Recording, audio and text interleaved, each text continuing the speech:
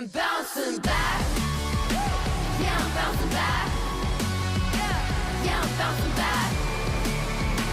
I keep coming back. I can't hold it back. Yeah, I'm bouncing back. It's just a mission. I do them in my sleep, no commission. I like a side quest, love opposition. With surgical precision, they make losing their tradition. Yeah, they talk, but what they say to me, I'm chewing it all, it's hitting my jaw, the way that it hurts you to think. I'm building a wall, 90s tall between you and me. I'm out of space, you're out of peace, it's a different game when I'm out of your league. Say you wanna love, if you wanna love, make a move, don't stop and wonder. Gotta take it out, 'cause I wanna love, no one stumble, I'll keep bouncing back. Take your cap, take your step, take a step, 'cause I've been back. Oh, just like that, I beat you in, crank up back to back. Oh, just like that, I see a dub in my future stats. Oh, I know a place you can go, the doghouse outside my massive abode. It's lovely, it's cushy, and sometimes it's cold. Now sit and watch me get this gold. Own it all, own it all. I bounce back. I just want it all, I just want it all. I'm gon' bounce back. Said you want it all, but you want it all. Said you want it all, bounce back. Said you want it all, but you want it all. I can have it all. If you knock me down, I'll move to the floor.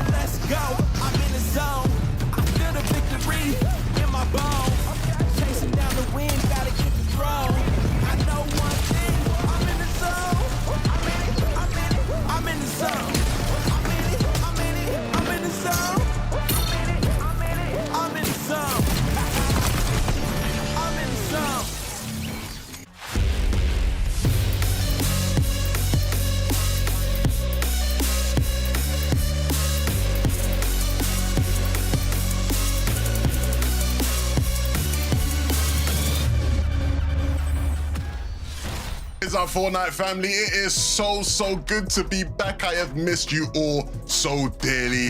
Oh, I've missed that music as well so much, man. Look, the road to Summit Land is on its way. We have Major One finally returning, and I'm not doing it alone. I have two amazing friends joining me here on the EU Analyst desk. I'm joined by Takata and Reese, both making your return to the Analyst desk. It's good to have you guys back. It's good to be back. Look, it's the start of the season. I'm feeling good. I know, things can get a bit heated between you two, so I thought I'd situate myself here in the middle. But on a real note, I'm excited. I appreciate that. I'll be honest though, I must say this desk is all wrong. Like we're all the wrong slots. We all shouldn't be here. This is not the usual. This is not how it's going to continue, I'm sure as well.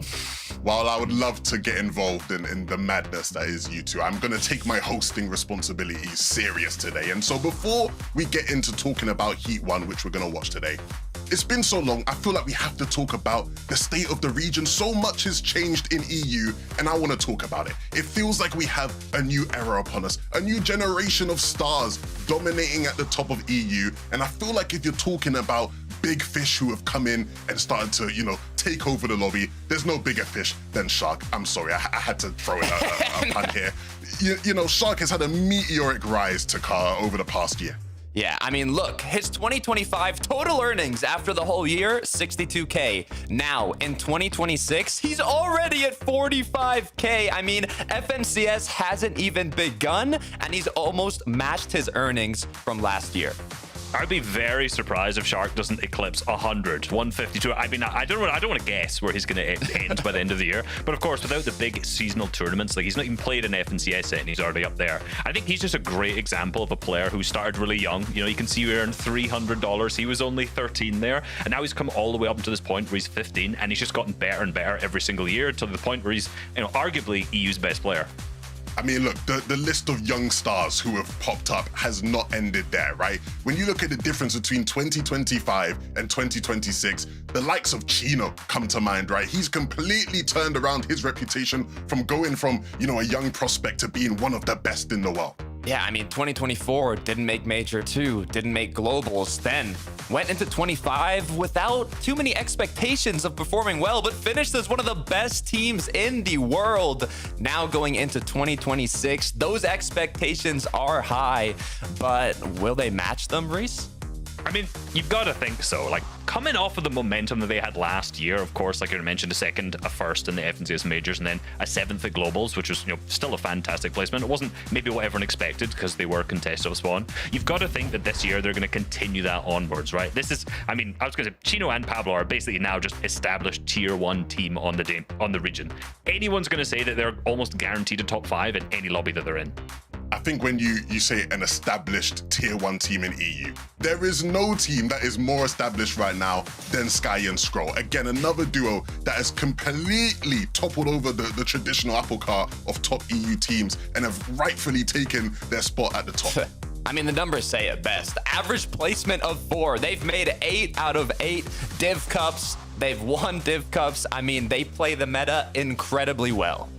Yeah, and I think this is a really good example of just the fact that sticking together for a long time can really get you right to the top. You look at some of the biggest names in the world, and a lot of the times they're just gatekeeping. They have strats, they have off-spawn, they have ways to get surge that we don't talk about too often.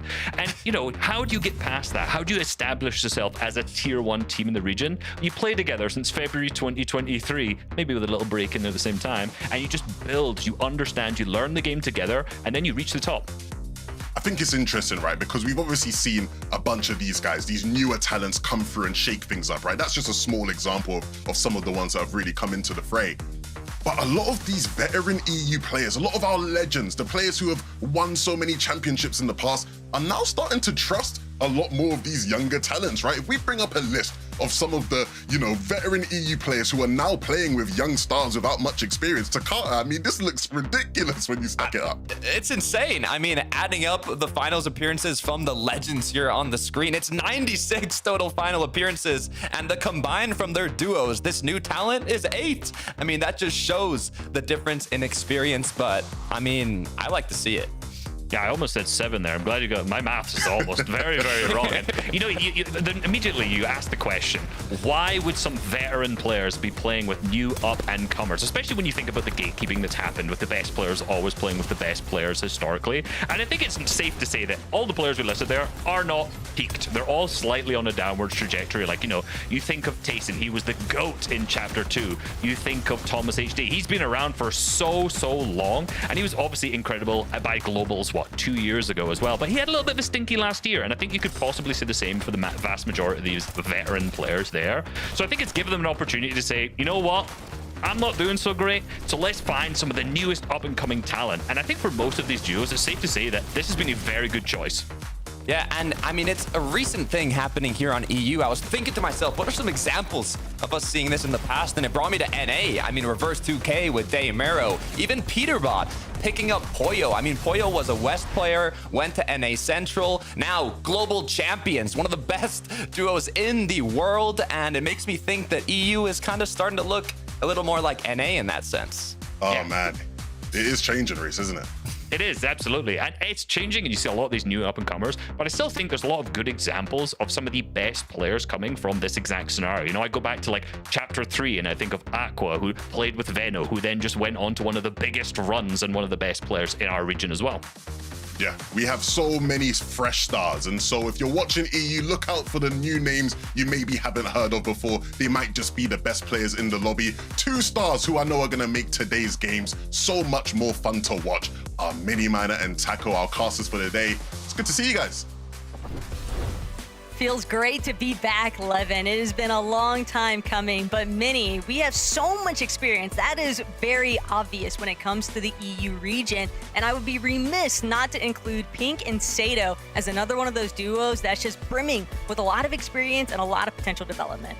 Yeah, the guys just spoke right there about EU legends, EU veterans, and Pink has to be one of those names you have to throw into that mix. I mean, looking at the 2024 versus 2025 for Pink, not quite as much success when it comes to the trio format. Had a really good start to the year in duos, and of course, my brain thinks back to when he played with Vico, all the way back when. Vico was sort of an upcoming player, had a lot to prove, and Pink was one of those players that really developed him and really nurtured that talent to become the player that Vico is now. Nowadays, Pink playing with Sato, widely regarded as France's most upcoming talent, most quality of player that they can offer. And I think he's almost in a similar situation to Vico was when he first started playing with Pink. So really excited to see what this duo can do both today, of course, in this competition, but even for the future of a player like Sato, who still has so much more to bring. I think this is almost like a perfect partnership for his career to skyrocket.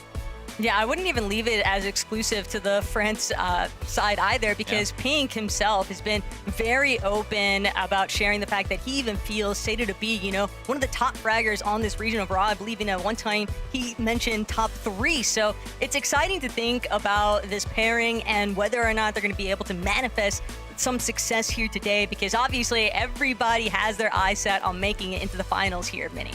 Yeah, and I'm looking at their drop spot on the map right now. They're sort of in between 2 of the biggest names. They've got Vico, Malibuka one side, Shark, Teeny the other side. Interested to see how they're actually going to manage their Storm Surge. Are they going to use those sort of low gravity effects in that area to try and go over to their teams? But there's so many more teams to break down, so let's go back to the desk to do just that.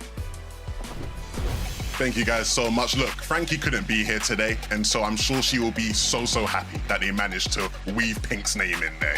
She's always excited to talk about Pink and whoever he's playing with. And so let's talk about some of the players who are playing in this lobby, because Heat 1 is going to be a fun one, right? Of course, we have 5 games today. 5 game winners qualify for the major finals, and then we have the 5 consistency teams at the end of those 5 games. And everybody in EU seems to be saying, boys, that Heat 1 is the big one. It's the most stacked one. And we have so many big name teams. I'm looking straight away there at the top left. Vico and Malibuka, they're repping big. They're big boys in this lobby. What are these guys doing right? What can we expect to see from them today?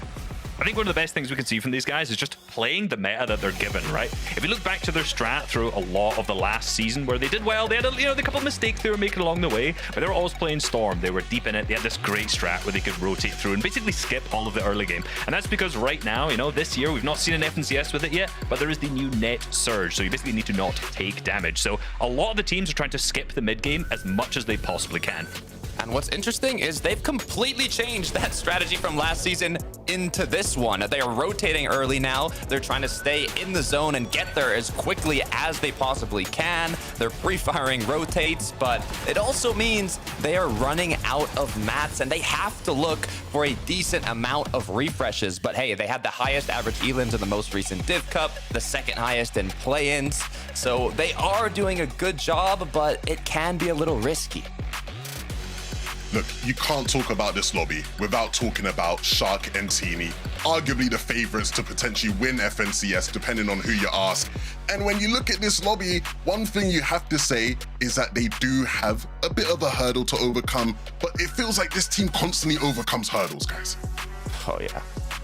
I mean, Shark Teeny, look, if I think from the past season, there was a 6-0 against Huddy and Fishy. They left them in 50th, but the interesting thing is that in these recent Div Cups, there has been a bit more messiness. As you can see, they were triple con to be fair, but right when one player gets knocked, all the surrounding teams in the area, they kind of pile in to Wonky. They kind of look hungry to see if they can close it out. So I'm curious to see how it's actually gonna go today in Heats. I can tell you how it's going to go. I'll tell you straight away, these guys are not winning a game, and that's through choice, right? They're going to be fighting off spawn against Hutty every single game, and I think 5 out of 5, they're going to be there doing the exact thing. Let's be real here. Whoever does good goes through to the grand finals. Shark and Teeny, best placement's going to be second, maybe another second, maybe a third second, maybe intentionally not winning. We'll see, so they can fight off spawn every single game. My prediction with these guys, if they do bad, they're going to go nuts off spawn. If they go good, they're gonna go nuts. I think we're just gonna see absolute show with these guys. If they win a game and qual through, consider me wrong. I'll be shocked.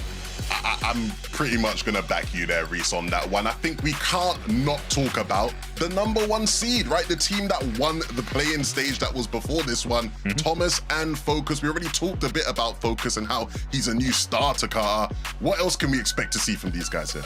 Yeah, I mean, look, the thing is, if you look at the duo Thomas HD and Focus, you'd think Thomas HD is kind of the star of this duo, but Focus almost takes that from him. He's tarping, he's IJLing this, but kind of the issue I see is the chemistry might not be there. They're both very good individual players, but it's almost kind of like the polar opposite of Sky and Scroll in terms of chemistry.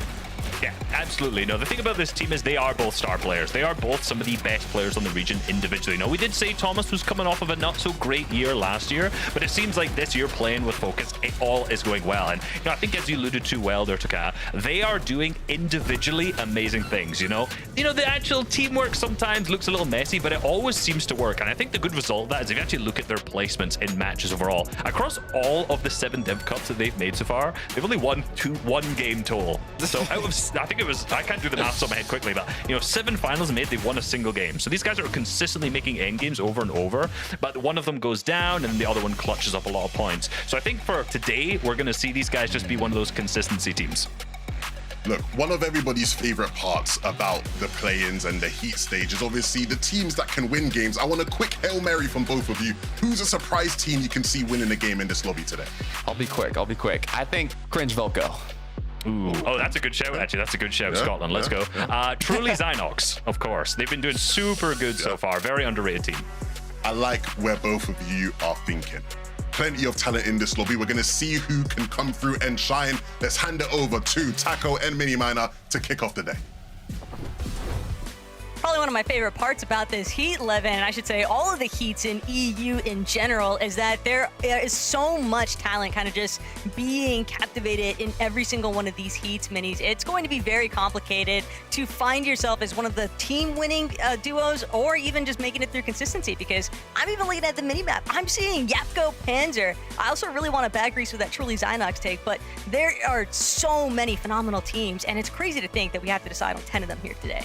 So many great names. It's a real stacker of a group, isn't it? Chari Kami as well, another big name in there that we haven't got time to mention at the beginning of the show today. Also glad that Reese mentioned Zynox there. Welsh represent. It's always nice to see some Welsh players in the lobby. We don't get many, so you have to give them a shout out when they do. But really, really excited about today's competition. It's a really nice mix, this format of players and teams that are going to get a victory royale. They go straight through to the major finals, and it also caters to those consistency teams as well. So although we have already had a season in this chapter, we've already had a lot of Div Div Cups. When you get FNCS in the mix, when you put those 4 letters in front of a competition, things just change. You never know quite what you're going to get. So many questions here to be answered. I'm super excited. All right, there's always going to be, this feels like the calm before the storm in all reality, because I know for these teams throughout the course of this weekend, even if you don't make it from heats directly towards the Major 1 finals, they still have the opportunity to try and take their chances through that last chance qualifier. But obviously, many minor teams would much rather wage their chances right here, right now, and Lobby 1 ready to go.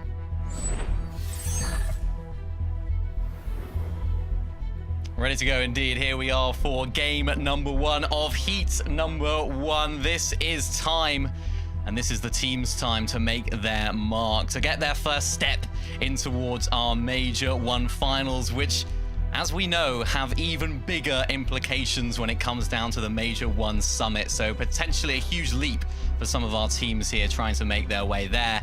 But lots on the line here, Taka. Lots of potential for some of these teams and lots of questions to be answered.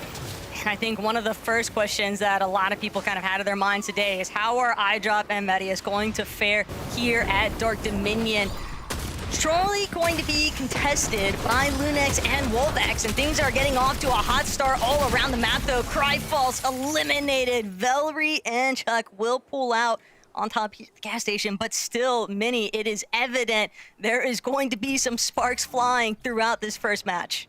Yeah, really nicely done from those guys right there. Just had to finish that fight super quickly, so nicely done from them. Of course, you see the players lurking around. One of those, of course, is Focus and Thomas. Big team in the group right here. So excited to see what these guys can do as well. Yeah, Squibbly Shores, definitely a pretty well-renowned POI currently, but Velry, after that initial kickoff start here, Thomas just trying to get some shots exchanged. The net surge switch up has been one of the bigger focal points, I think, leading into this season. So many teams just looking to try and establish their surge early on, but not take too many shots in return. Yeah, so for those that don't know about that, it's basically just a net surge overall. So you want to be taking little damage compared to the amount of damage that you're outputting. So in other words, you want to do as much damage as you possibly can and ensure that you are taking as little as you possibly can, as well. As here is Focus on Thomas from earlier on. Riptides down towards the south. These guys are definitely a pick to potentially pop off today. The casters or the analysts talked about it at the beginning of the day, how they do have a little bit of this tendency to maybe make some solo plays, not have these coherent plays together. So very important to see how those guys can forge together today. Almost surprised, though, to see Shark and Teeny not initially finding their prey of Huddy and Fishy. These guys have just been going non-stop between Huddy and Fishy. It has been a very frequent point of contention here at Wonkyland, and I have to agree with the Des very strongly. I am full-on anticipating Shark and Teeny to spend this heat exclusively trying to prevent their drop from being contested in the finals.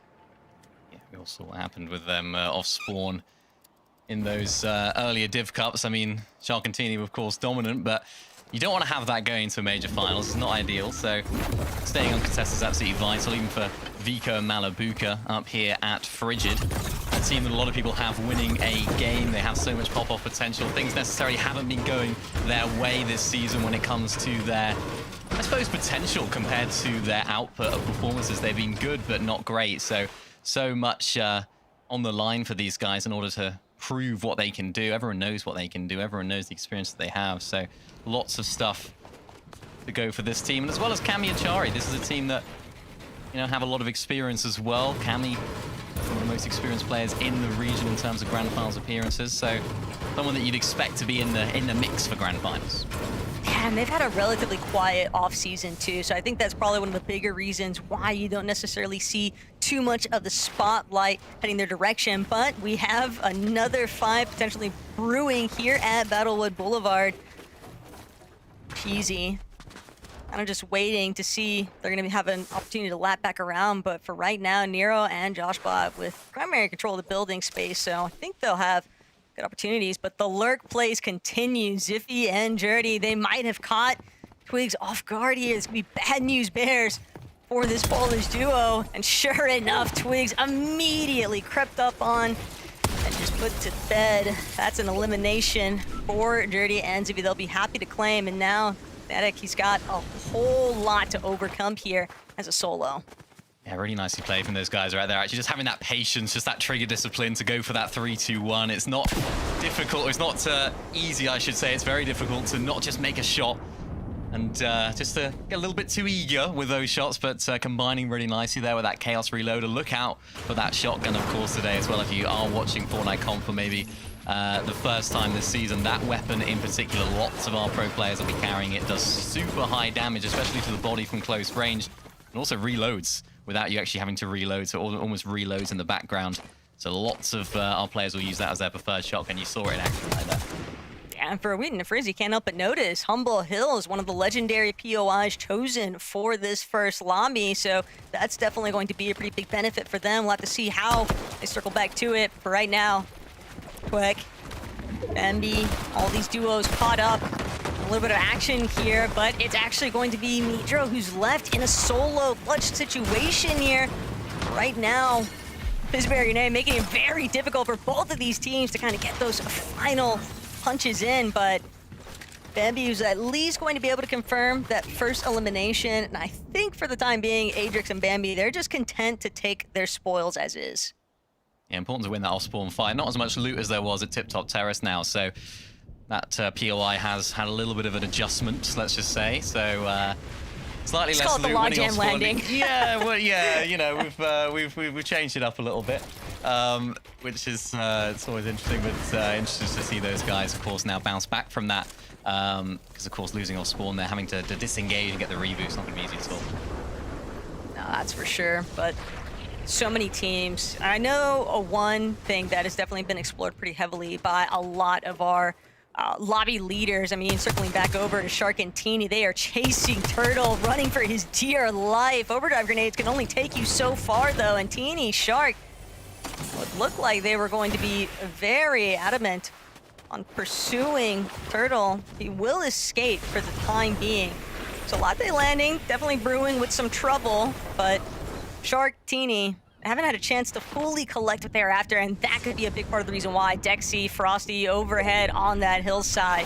Going to be a pretty strong deterrent there. Don't want to get caught out in any kind of third-party circumstances. Yeah, smart disengage there, actually. A lot of teams, a lot of lower ranked players, a lot of newer players maybe to competitive would just try and W key that, try and chase them down, try and get the surge. It's very easy to almost get sort of tunnel visioned on elimination and then end up getting third party, but because they managed to disengage there, Dexy and Frosty were not able to find any shots onto them, and in this current surge meta, it's super important to not take damage as well as much as it is to do it. So really nicely done from those guys, and proving why they're one of the best teams in the region right now.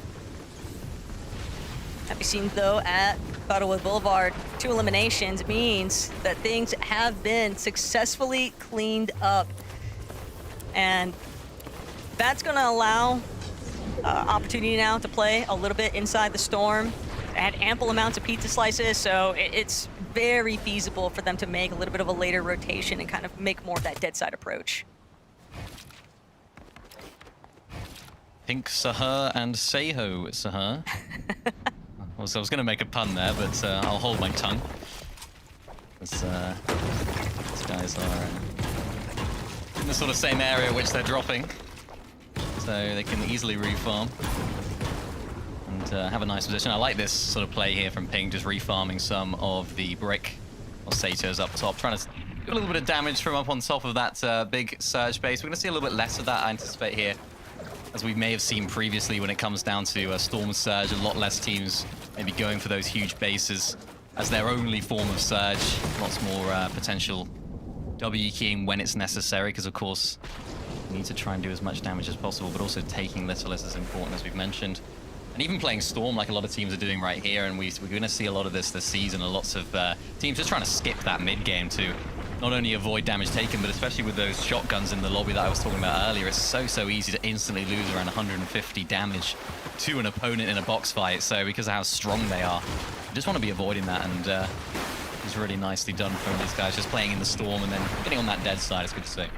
That makes sense for Blizzy and Heath to also still be a little bit wary of that lighthouse, knowing that that is a frequent location for Cammy and Hadi, and the amount of heals that they're able to collect there, it's pretty understandable to just anticipate they might still be lurking around. But for Yapko, Panzer, slightly different scenes here. A pretty elevated view means that they'll be able to keep tabs on everything that's going down inside of Wonky Land. You already see off in the distance there, Vico and Malabuka. So things could potentially start picking up around that Ferris wheel, and whether or not Panzer and Yapko are going to be able to profit off of it, it's a story that's left to be told. See what they can do from there. It's going to be interesting when you get these sort of northwest pulls. Lots of teams can use that Ferris wheel to rotate if necessary when you get towards those later sort of zones.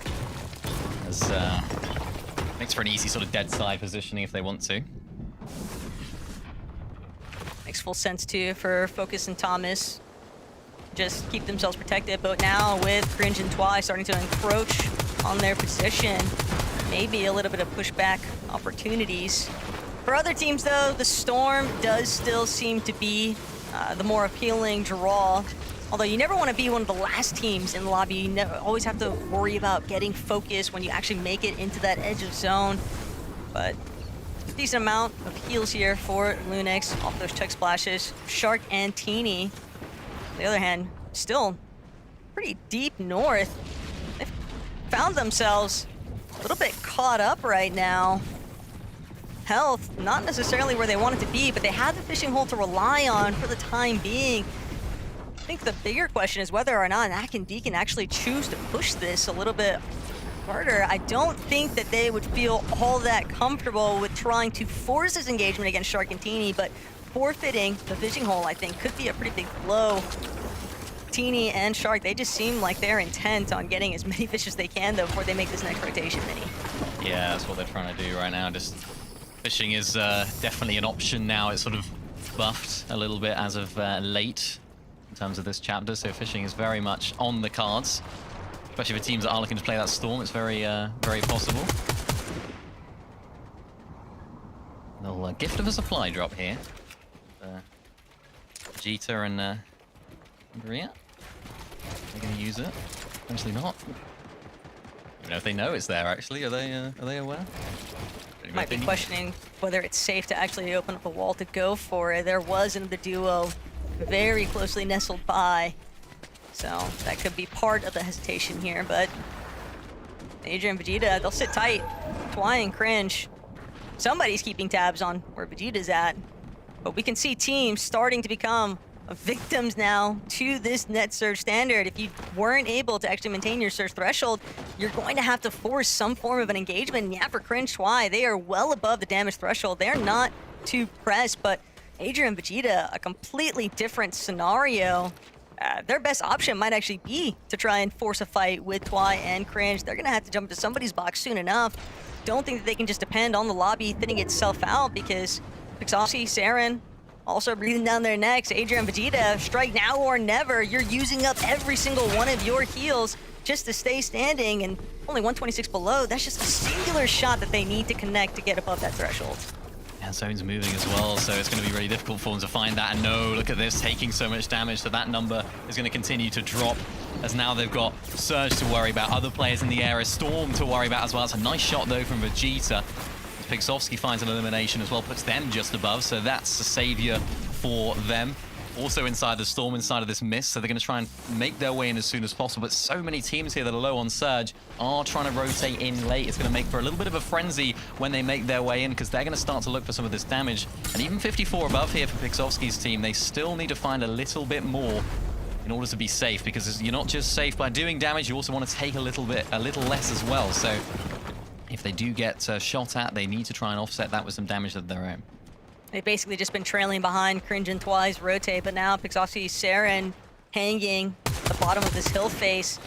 Stuck here for the moment. Turtle and Cheeps, a refresh going to buy them some time also, but it's just not enough. Turtle and Cheeps aren't able to hold out.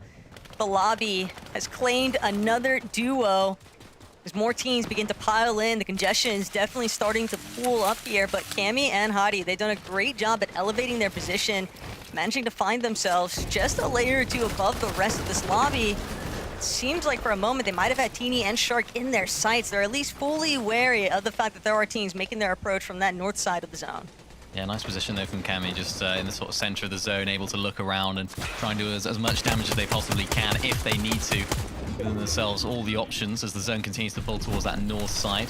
Pink and Sato 200 above, 0 eliminations for them so far, but again, you can see Pink just sort of leading the way, making sure to use all of his experience to just tarp them as close to that zone as possible. They're not quite in though, so going to have to invest a lot of materials here in order to do so.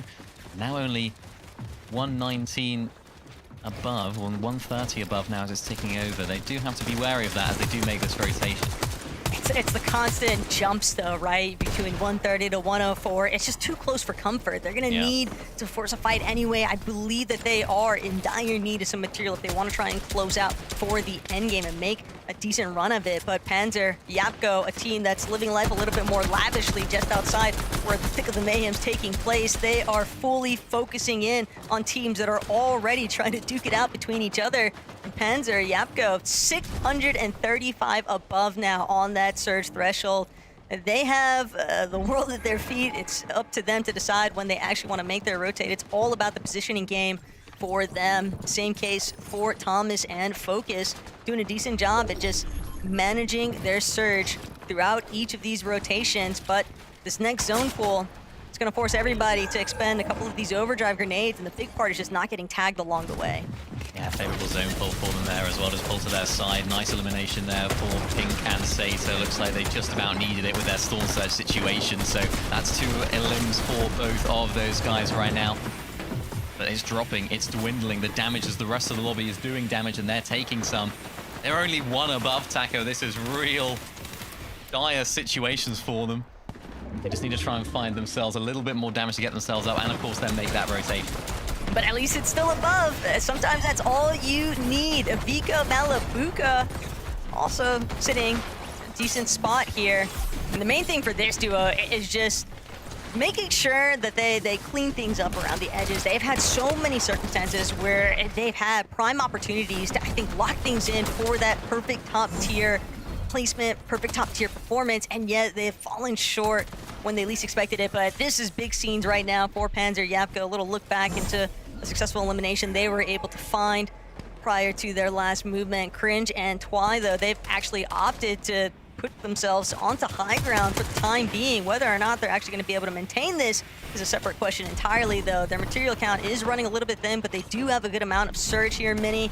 And the bigger point is just making sure they capitalize on suppressing everybody else that's struggling underneath them. I love zones that end up here at the sort of northwest of the map, tip-top terrace or ex-tip-top terrace area, because those trees you can actually build on from any position. So if a team wants to sort of shockwave or overdrive grenade up towards those trees, they can actually build and just reclaim height whenever they want to. So when you're on height, you always have to keep your eyes up here to make sure that nobody's going to do that to you, as Biko and Malabuka just sort of on the lower side of things. Cringe and Twy up above. Look at this. Thomas HD down. Focus having to clutch up. Is he going to be able to get the revive here? Thomas trying to roll on over. Pressure from so many angles. Lovely plays here from Focus just to hold off all of that pressure. And Thomas is able to make it back safe and sound. The problem is now for them, they're going to have to rotate pretty soon. But I think they're going to get this revive off here, Taco. That's really nicely done from them.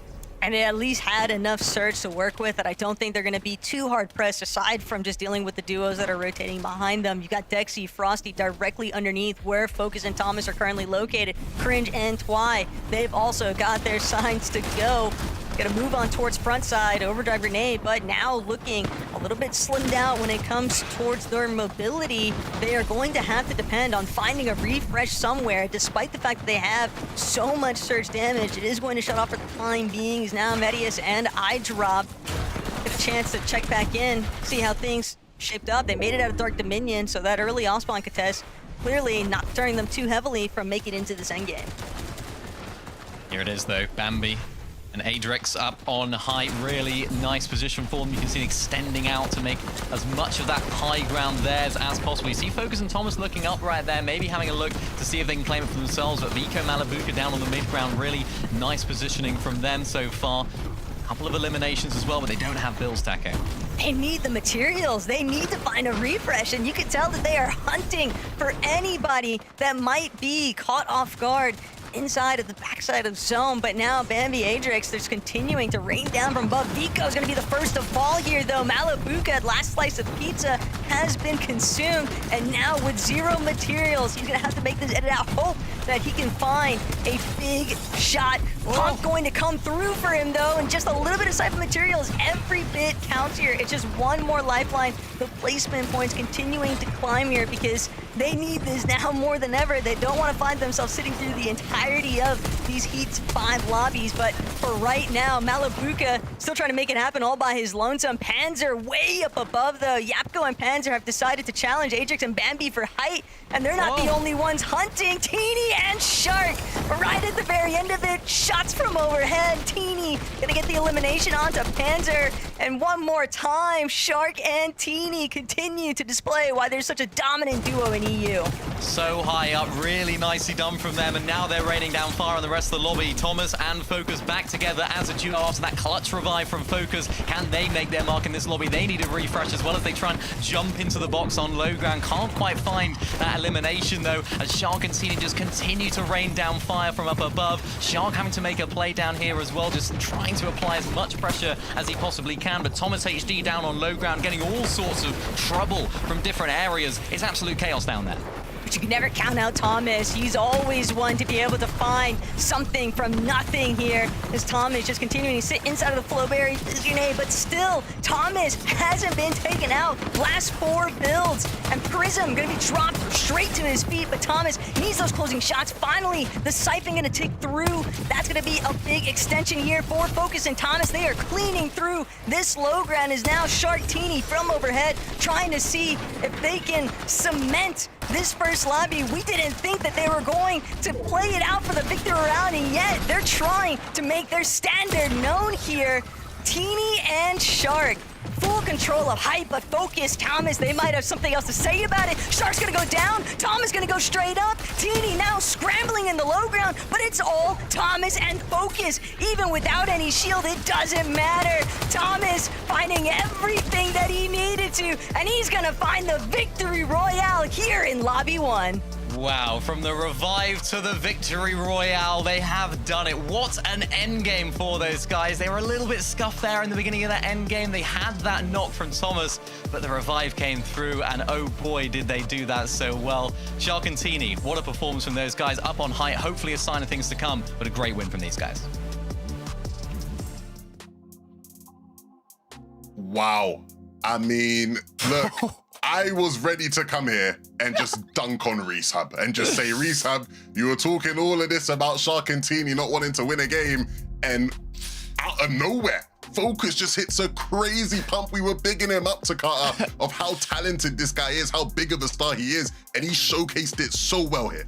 That's what I love about this duo. You know, we've talked about the interesting aspects of this team, but what I like is they're both kind of hybrid players, right? Despite Focus, you know, tarping for Thomas, he had, what, like 8 eliminations when Thomas had 1, and in the end, Thomas clutches up. Like, both of them can frag. Both of them have that hybrid personality. Absolutely, you know, huge stars, and they play that fantastic. You know, the main theme that we've seen from these two players is the fact that they've been playing solos over and over. One goes down, they make a mistake, and you know, we obviously saw that there was a slight mistake early on where Thomas got knocked, but they managed to bring this back so well. The actual end game they played was so clinical. The ability to recover is always going to be a valuable skill, and one that they will now get to show off in the FNCS Major Finals. The first game win, 1 and done. And remember, that was the team that was first in the play-ins, right? The first seed, getting out of the lobby quickly. Very impressive stuff. Do you think we're going to see more clutches like that, Reese? Are you expecting more high-flying moments today? Absolutely, there's no doubt. We saw a couple of really interesting high ground retakes, which we'll come back to a little bit later, I think. But oh my goodness, huge performance from them. It's what you'd love to see. Look, I gotta step back on my word. I was saying the chemistry wasn't there before. Like, I'm sorry, okay? They showed what they're capable of very quickly to kick off things today. A little bit of the highlights from Focus. This is what I was mentioning. Focus is not only tarping, he's fragging at the same time. Now, you know, this can have its difficulties, but for game 1, it worked perfectly. Of course, and you know, we talked earlier on about how the fact that all these old legends, these established players in the region are starting to come here and play with the new up-and-comers, and it's things like this. First across, of course, the play-ins, and now first here. You know, so far, Focus has probably been the best FNCS player this season. You know, we're only one game into the heats, you know, coming across the play-ins as well. He's obviously putting on a show for us. I mean, I'm just so impressed by these guys and what they've been able to showcase. And one thing that's going to be interesting to follow out now throughout the rest of these games is traditionally when we talk about game-winning formats, a lot of the time the conversation is about high ground, high ground, high ground. These guys did it from the low. We're going to follow that thread throughout the day. We have more games coming up. Quick little break and we'll be back.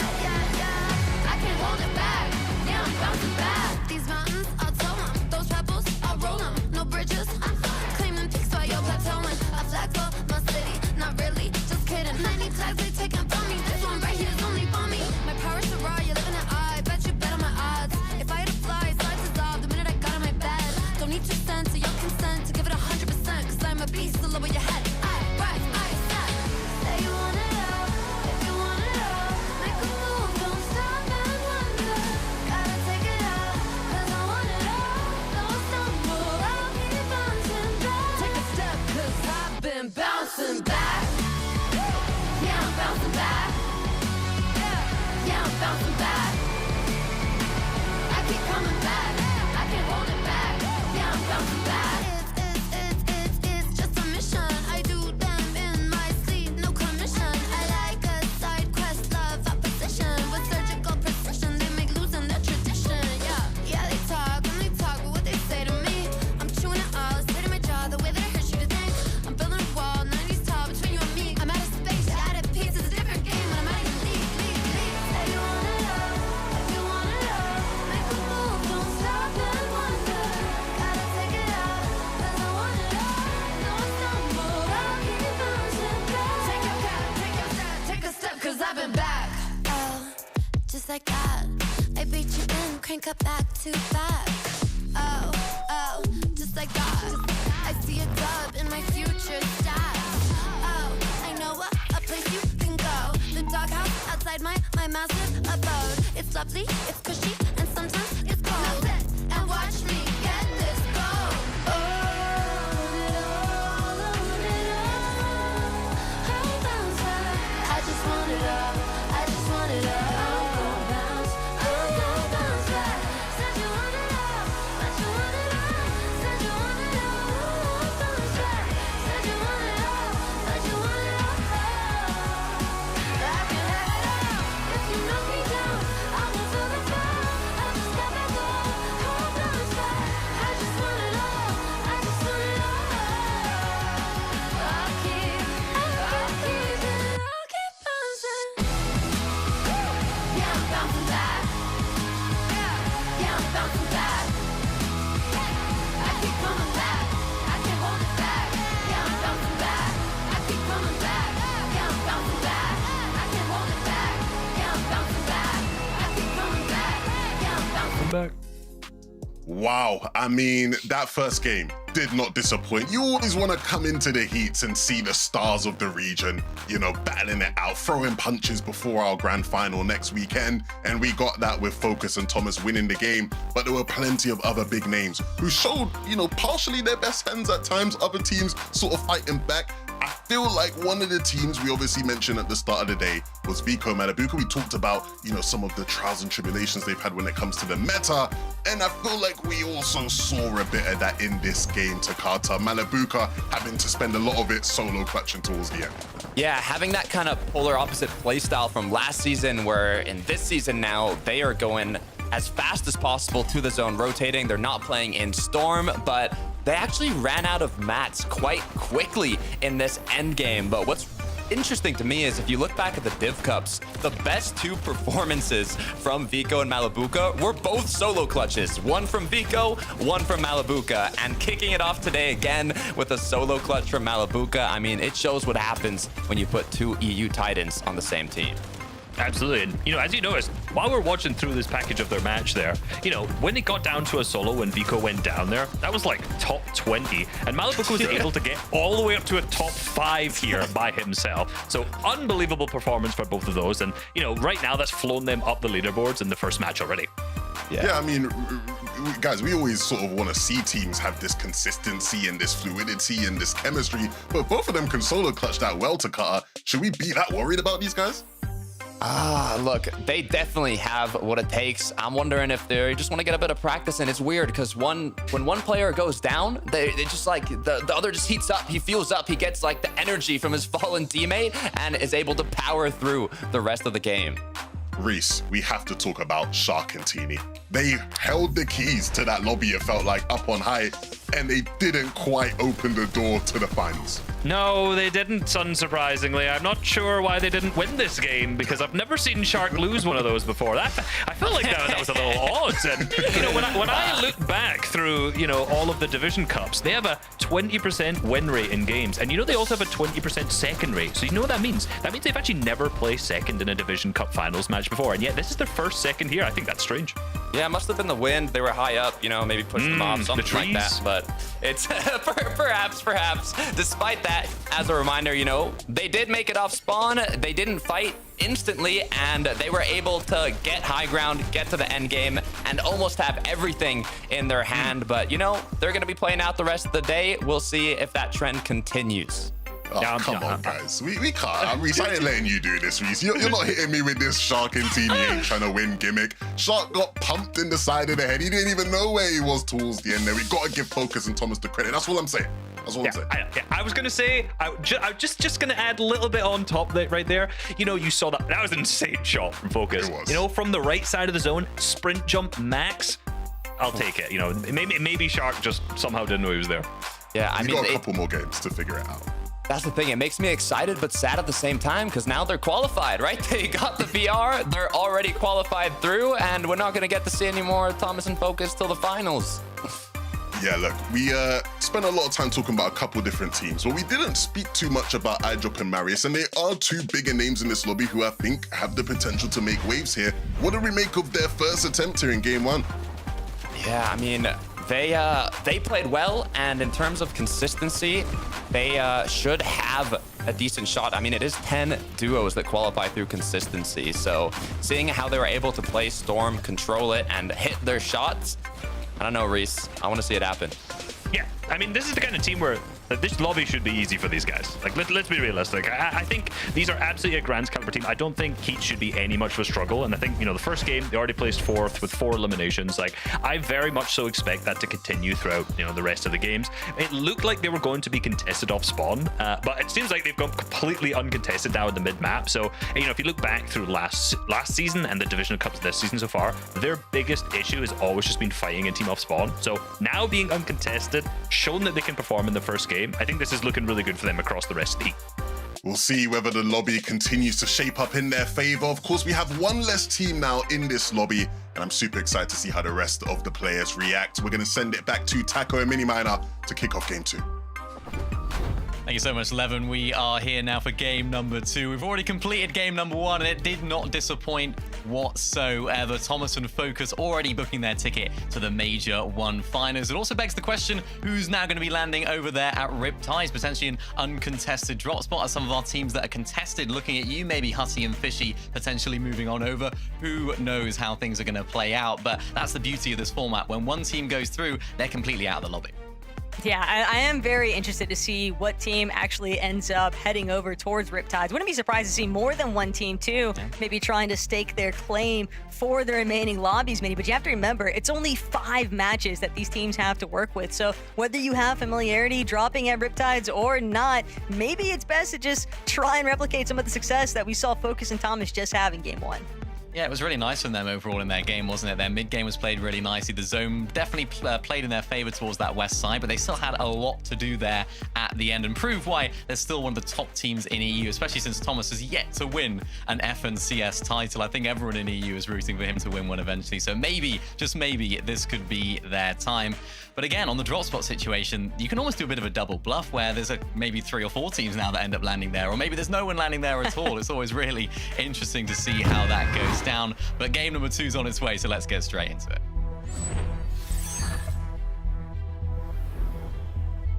Heat 1, Lobby 2, and a whole lot of action already taking place in that first lobby. But the point has been made, Mini Miner. Even with Focus hitting a really sick shot at the end there on Shark, you really do have to wonder, are Shark and Teeny super interested in trying to prevent Huddy and Fishy from actually trying to claim a little piece of Wonky Land here?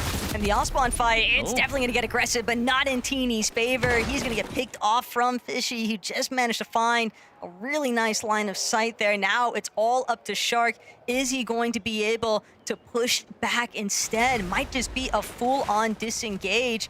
Doesn't have a shotgun yet, so it makes sense why he doesn't want to get up close and personal. And I don't know that the Twin Hammers are necessarily what he wants to stake everything on. Well, remember, I mean, if what Resub was sort of alluding to is true, where these guys are trying to play the long game here in these games, that kind of relies on them qualifying through consistency or very little, or at the very least, winning game number 5. So if they are having troubles off spawn, this could really throw a spanner in their works in terms of their plan, because now Teeny's fully eliminated. They're going to have to get the reboot here as Shark. And now Hutty and Fishy are going to have that drop spot to themselves. So this is almost a beautiful opportunity for Hutty and Fishy X to actually win this game. They need to make the most of this opportunity as it has presented themselves. So golden chance for them. And for Shark, he's got it all to do here. I'd still be worried, though, in the back of my mind that Shark is lurking around somewhere. But other teams might be able to actually play a part in preventing Shark and Teeny from recovering. We'll have to check back in with them later on. Cammy, Hottie, they're still chilling, doing their thing.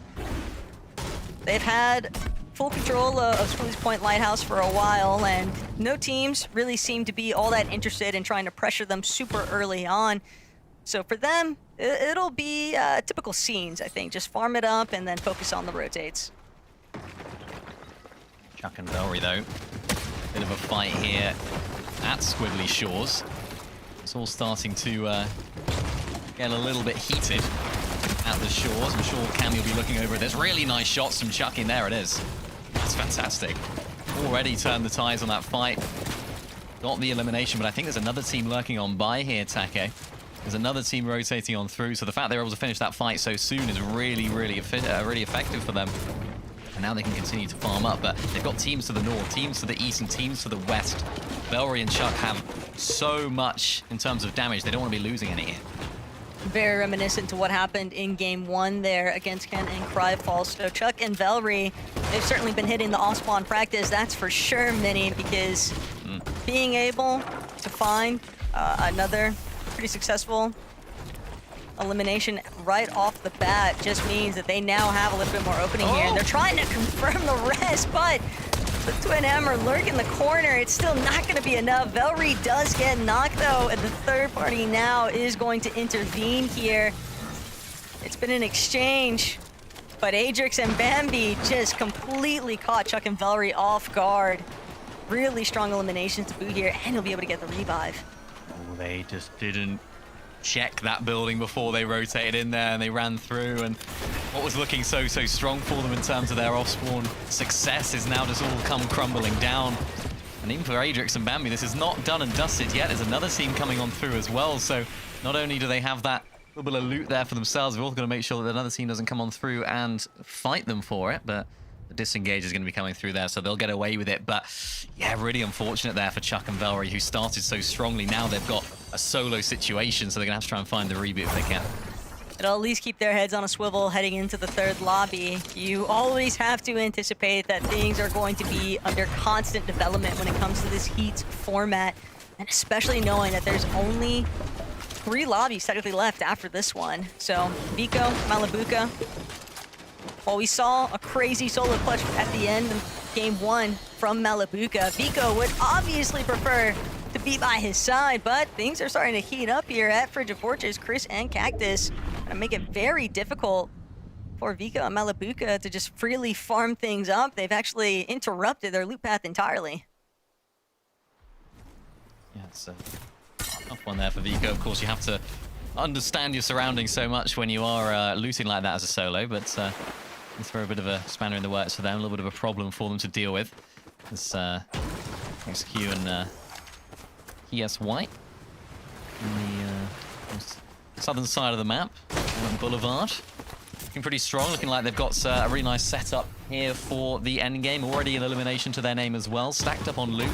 Big pots, chug splashes, they've got the mist as well. Becomes so valuable in endgame. We see teams even using it just to get a little bit of extra distance on their shockwave grenades or their overdrive grenades in the mid game. So it's really vital. Saw a possible lurk that might be unfolding there for Pixossi and Saren, but a lot of these teams, as they make their way through their rotates, surely going to be trying to shoot the bushes, checking your corners. We've already seen how many duos have been punished just at the very start of these first 2 games. Cheeps and Turtle, though, they're looking to have much better performance here in game 2. They had to deal with some issues last lobby, Sharkantini, but now they might not be having to deal with that pressure given the little bit of catastrophe that took place for Sharkantini early on. Yeah, remember they had a Storm Surge issue, didn't they, in their first game? Because, of course, they had to deal with Sharkantini, and ultimately that was their demise towards the end, was the lack of Storm Surge going down in the later stages of the game. So hopefully for them, they can both stay alive and find that damage themselves rather than being chased. And I think that's why they're changing things up, but switching it up over towards Waves and Effects. So here, these guys are opting for a bit more of a traditional approach with Surge, just making a base on top of the clock tower right there. Able to find a lot of people in that sort of area rotating through, so plenty of players to look at. And Panzer and Yapko, what a fantastic duo these guys are, a particularly exciting duo. So Yapko's very experienced in this sort of format as well. The quick stat says it all for you, right? Qualified for finals of the Victory Royale in all 3 majors last year, and now Yapko, Panzer, whether it's a Victory Royale or whether it's from consistency, no one's ever going to complain about locking in their seat on the battle bus for the Major 1 finals. But Dexy, Frosty, they got a whole other world of problems to deal with right now. Dexy from the overhead, but doesn't get the shot that he was hoping for right away. Gonna have to use his last couple of splashes while Frosty looks to try and play a little bit of supportive measures here, but Dexy under so much pressure. Wurs now gonna take over the bulk of the aggressive front here.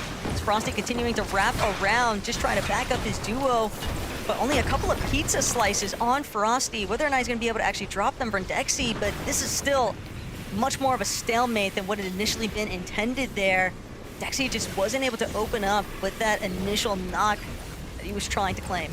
Yeah, really nice work actually there from Frosty just to turn the ties on that fight. It was, of course, Dexy was so weak right there. Of course, got almost surprised, but Frosty did so well to turn that fight on its head and do all the damage. A really upcoming and exciting fragger from the UK. Excited to see what he can do both today and, of course, in his career, playing with a really experienced player, but unfortunately going down right there. Dexy has the response. Verts needs to try and find a response as well. It's now 1v1 between Verts and Dexy. Dexy's going to be able to benefit off of that mist. He hasn't got the positional advantage all the way down there in the dirt. Wurs is just playing with him, finding the opportunity, but it's so hard to see inside of that mist, but it's not a problem for Wurs, who manages to clutch up in the end and make sure that they can stay in the game, but a little bit more messy than they would have hoped there, Taco. This is definitely still going to cause a lot of issues here for Wurs and Xantifi. Sure, you come up on top against Dexy and Frosty. Sure, the reboot ban is right there, but Storm is already pulling in. Zone is moving. Teams are also on the go. And now having to play recovery farm for the net surge that they were also susceptible to from that engagement, it's just going to cause a whole different type of issue for this team as they move in. Jasper and Prism here. Long-standing duo. I feel like these guys are sort of like a knife and a fork. You just always see them together. I think they must live in the same house or something, because they always are in the same team. They're always a duo.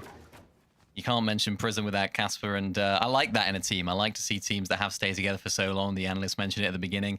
Sky and Scroll, another great example. They just seem to be able to share those strategies and develop together instead of worrying about what their fellow mate is going to be doing with that information.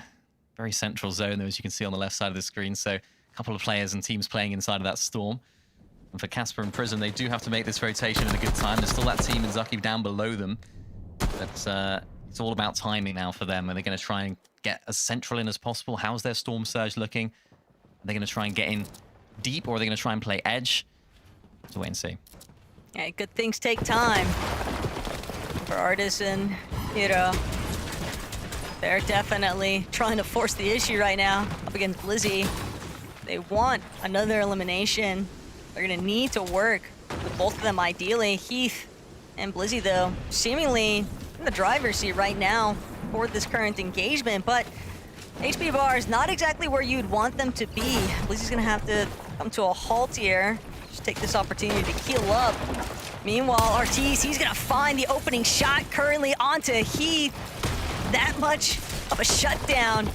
He's gonna send other team scrambling here, and sure enough, that's gonna be the end of it. That initial shot onto Blizzy and Heath. I mean, there's really not much left to be said here. Just two teams forced to duke it out, because when you have these elongated fights outside in the storm, Mini, you know that you're going to have a lot of issues just making your way into zone in the first place. So you've at least got to find some kind of confidence measures from big fights leading into it. Yeah, and it's that initial shot. It's that initial risky play that you need to make as a fragger, and you need to make in those situations. You can't be spending too long in the storm. You can't be spending too long that far back from zone. Otherwise, your whole game plan, your whole timings just get completely messed up. So that massive play right there to knock Heath was a really, really nice one. And the sort of plays that can turn your game around, the sort of plays that you look back on and think, yeah, that was the moment where we actually managed to find a bit of momentum in the game. So you just need a bit of a risk tolerance there. You need to take those risks at the right time, and they did just that. Other teams, though, still caught in little bits of a skirmish. 120 above only for Romix and Lethal, so that's going to lead them wanting to try and find some additional tags onto Golden, Cheesy, but they seem a little bit more preoccupied with just trying to create some space.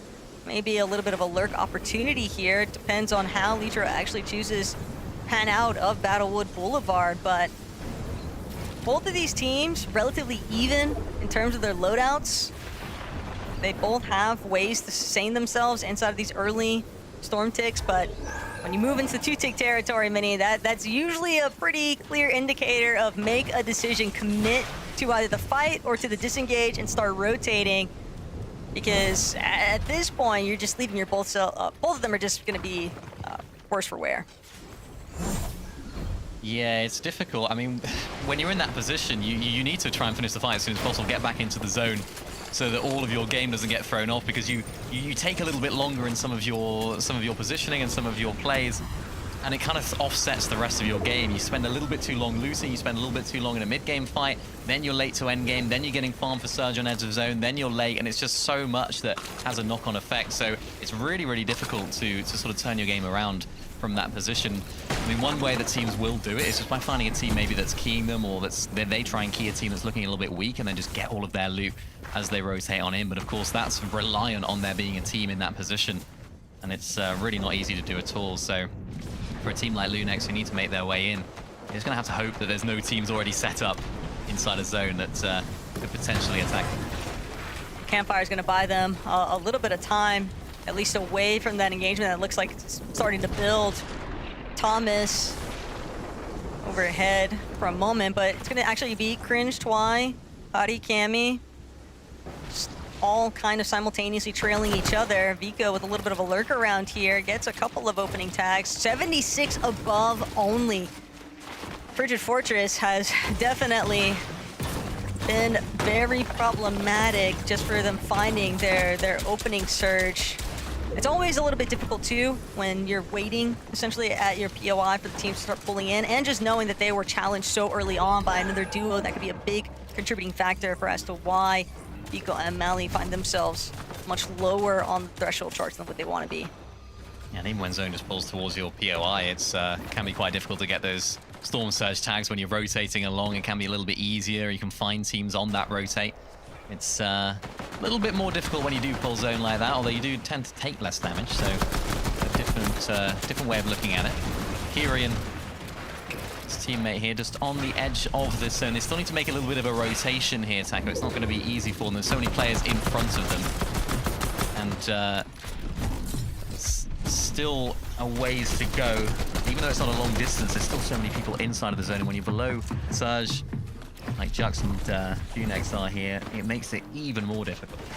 And even when you are finding yourselves just barely netting yourself slightly above that surge threshold, doesn't matter because Panzer, Yakko, they're going to find truly on this last rotation. Another duo that was desperately in need of some damage, now going to find themselves surging very quickly upwards towards that 471 above the damage threshold, but now they are still caught inside of a lot of congestion here, Mini, so it's not like they're gonna have any sort of freebie rotates from this point forward. Zynox also still lurking, and knowing that there's other teams heavily pressed, needing that surge damage, he might just be sandwiched between two duos as a solo, and that is worst case scenario, but he can maybe still make some magic happen here. Either way, Panzer, Yapko, they are not content with their current position, kind of just having to spread things out as much as possible, claim whatever space they can.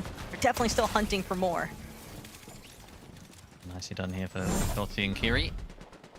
We were able to find the elimination, and of course when you're in this sort of position, when you're in this zone, you've always got to be looking at where that next zone is going to pull. You see Pink and Sato all the way up on height, and it actually does pull all the way back up the hill. So for all of those teams that are down below that were struggling, that were looking and hoping that that zone doesn't pull all the way back up to that snowy area, unfortunately for them, they've got a bit of a trek up that mountain to make. And for teams like Pink, you'd expect it with the experience. They're in a really nice position to look down on the rest of the lobby. And they're not the only ones. Teeny and Shark also very much taking up an aggressive position, just preventing teams from cutting through their elevation point halfway up this mountain face. Teeny, Shark just continuing to apply steady pressure. Kamihari gonna have some struggles here. Cringe takes a massive tag there, and that's just gonna open up the doorway now for Teeny and Shark to have a little bit more luxury for making their own play upwards. Overdrive Grenade maybe didn't send them as far as they were hoping, but they still managed to move forward, and Casper Prism falling directly into their clutches. A direct 2v2 that's going to go very heavily into Teeny and Shark's favor. That is a clean wipeout and a very big, I mean 5-5-5 for Teeny practically. This is the perfect position for this duo.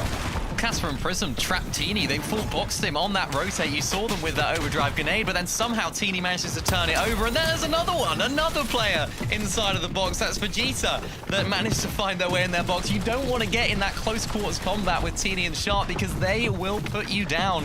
And that's their third elimination of the game, all in the span of about 30 seconds. This is what happened. Look, they full boxed him, but no, a quick turn from Teeny gets that 158 shot. Shark is right by his side to take out the second player as well. And there goes Prism and Casper in a matter of seconds, but it's absolutely bolstered Shark and Teeny. That's the dangers of dealing with players rocking that Chaos Reloader. A big part of the reason why it's been such a heavily regarded weapon in this meta. But now Vico, Malabuka, still doing a little bit of a recovery tour themselves. 283 above the damage threshold. Still have a pizza box to work with too, and a good amount from that Chug Jug, but way up above, Lunex and ASP looking to try and make some claims on the high ground. They're elevated, but you've also got to make sure that you're preventing secondary hype from having opportunities to look at you. Panzer and Yapko, unfortunately though, they're not going to be able to stay standing on this one. These elevation shifts are just brutal for teams running through material. And you can see where the zone pulls just down that hill once again. It's topsy-turvy. It's really difficult to manage when you're on that low ground. But with a team on height, that's the absolute dreamland situation for them. It's all about the elevation changes that make all the teams down below use up all of their materials. Pachari right now still got it all to do. Lower on HP, back with Cammy though on the bottom of the screen right there. And even Shark on the top right having a little bit of trouble making their way in. But all of those materials coming to play right now after those early eliminations, that's crucial for them. You can see them just playing that front side really well. But for now, it's the team on high. It's Lunex and WX.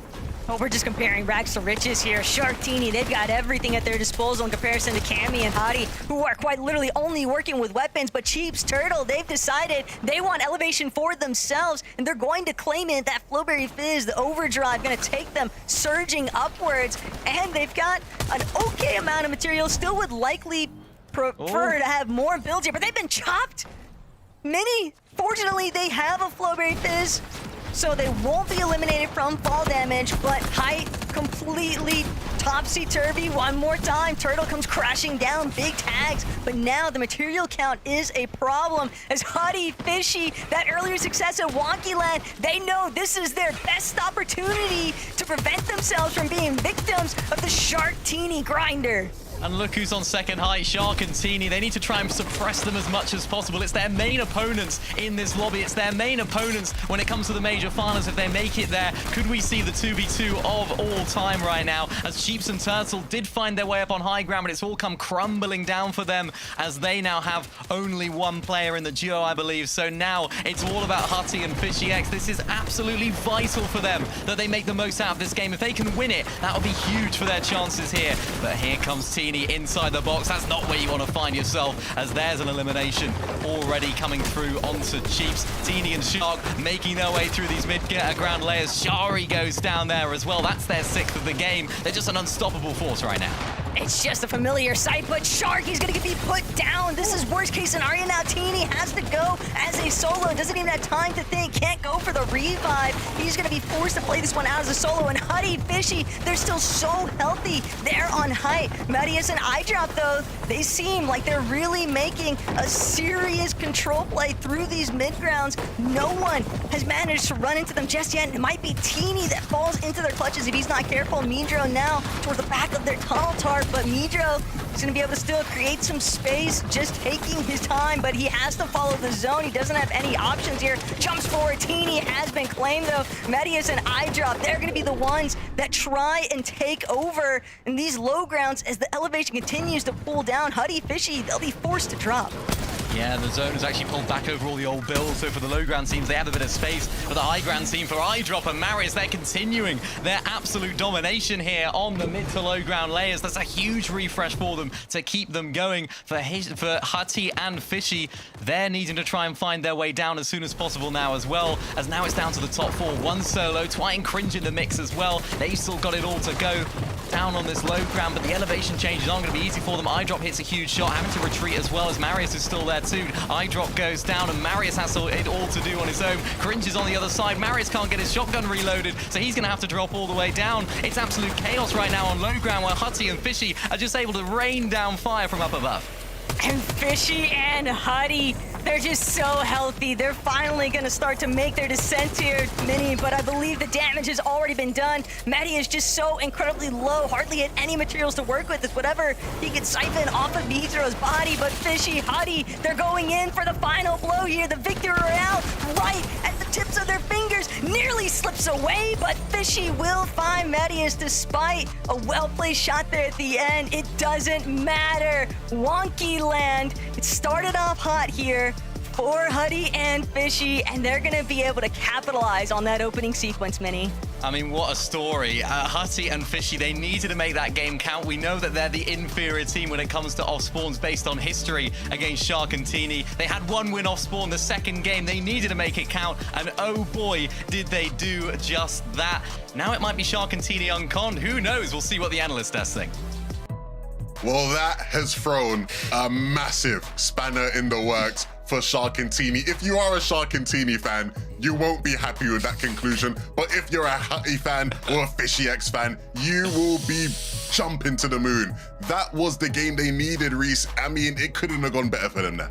Literally could not have gone any better. Looking back at their play throughout the last year, well, this year, they haven't had a single win in Divisional Cup Finals. They've not had a single top 10 in Divisional Cup Finals. And when it matters, they pull out the Victory Royale. Now, this is so important, not just for today, but as you mentioned, for Grand Finals, because the biggest team predicted to win, as we've talked about at length, as everyone's talked about at length, is Shark and Teeny. And now coming to Grand Finals, they will almost definitely be contested by Hutty and Fishy. This is going to be interesting. Only to add on to that, Reese, they literally got 50th in last season when they got 6-0'd by Shark and Teeny.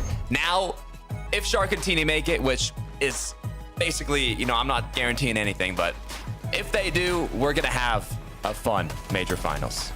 I mean, guys, we were talking, right, during the game, during the off-spawn, and I said to you both, I was like, the most ironic outcome for Shark and Teamy here would be us all bigging them up, hyping them up, talking about how, you know, they're not going to win a game so that they can make sure that their competitors don't actually win a game, just for the competitors to sneak through and win a game, and that's exactly what ends up happening in the game, Reese. Yeah, it's really funny because, you know, we were watching the end game and it comes down to it, and you see that first Shark and Teamy are looking scuffed. Remember, they did go down off spawn and get the reboot in. They got a bunch of refreshes to get back up, and it looked like it could be a potential 2v2 between both teams. And I was like, what if Shark just throws it? And then the team they throw it to ends up being Hutty's team, and they go through. Obviously, it didn't need to go to that anyway, because Hutty and Fishy played that fantastically, but it would have been funny. Well, look, we have so much to look at as far as the leaderboard is concerned, and so we're going to go to a quick break, and when we're back, we'll break all the action down from that game.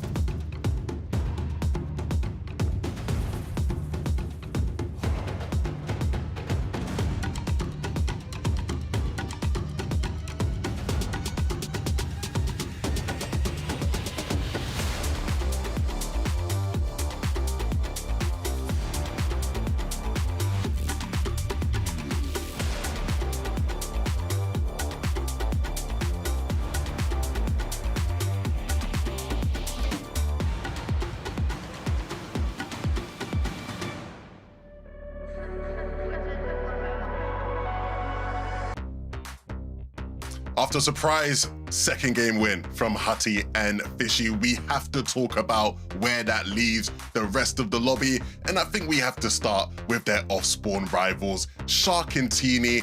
Unfortunately for them, right, doing great on the leaderboard as far as consistency goes, right? Obviously, those top two players have won games, so they are first in consistency in this lobby, Takata. And I guess the silver lining is now they're uncon off spawn. Yeah, I don't think the first is going to last long. And I'm not saying it because I don't think they're going to make it. I'm saying it because I think they're going to win a game, and it's going to be quite soon, Reese.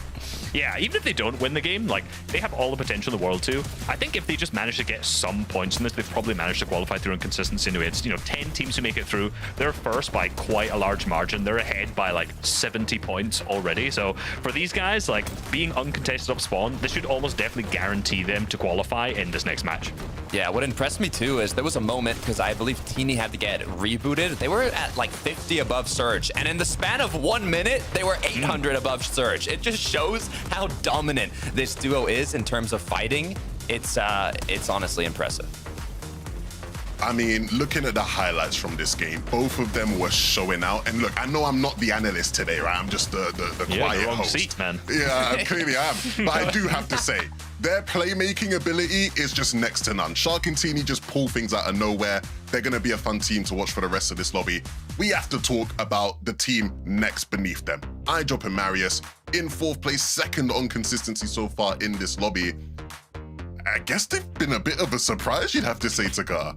Yeah, I mean, leading up to this in the Div Cups, I wouldn't put them in a top 3, even a top 5. And then now back-to-back 4th place, 2nd place, 5-4 elims. I mean, they're, in terms of placement, more consistent than Sharktini. Obviously not as much eliminations, but with the shots that iDrop was connecting in these final moments, I'm excited to see how it plays out throughout the day.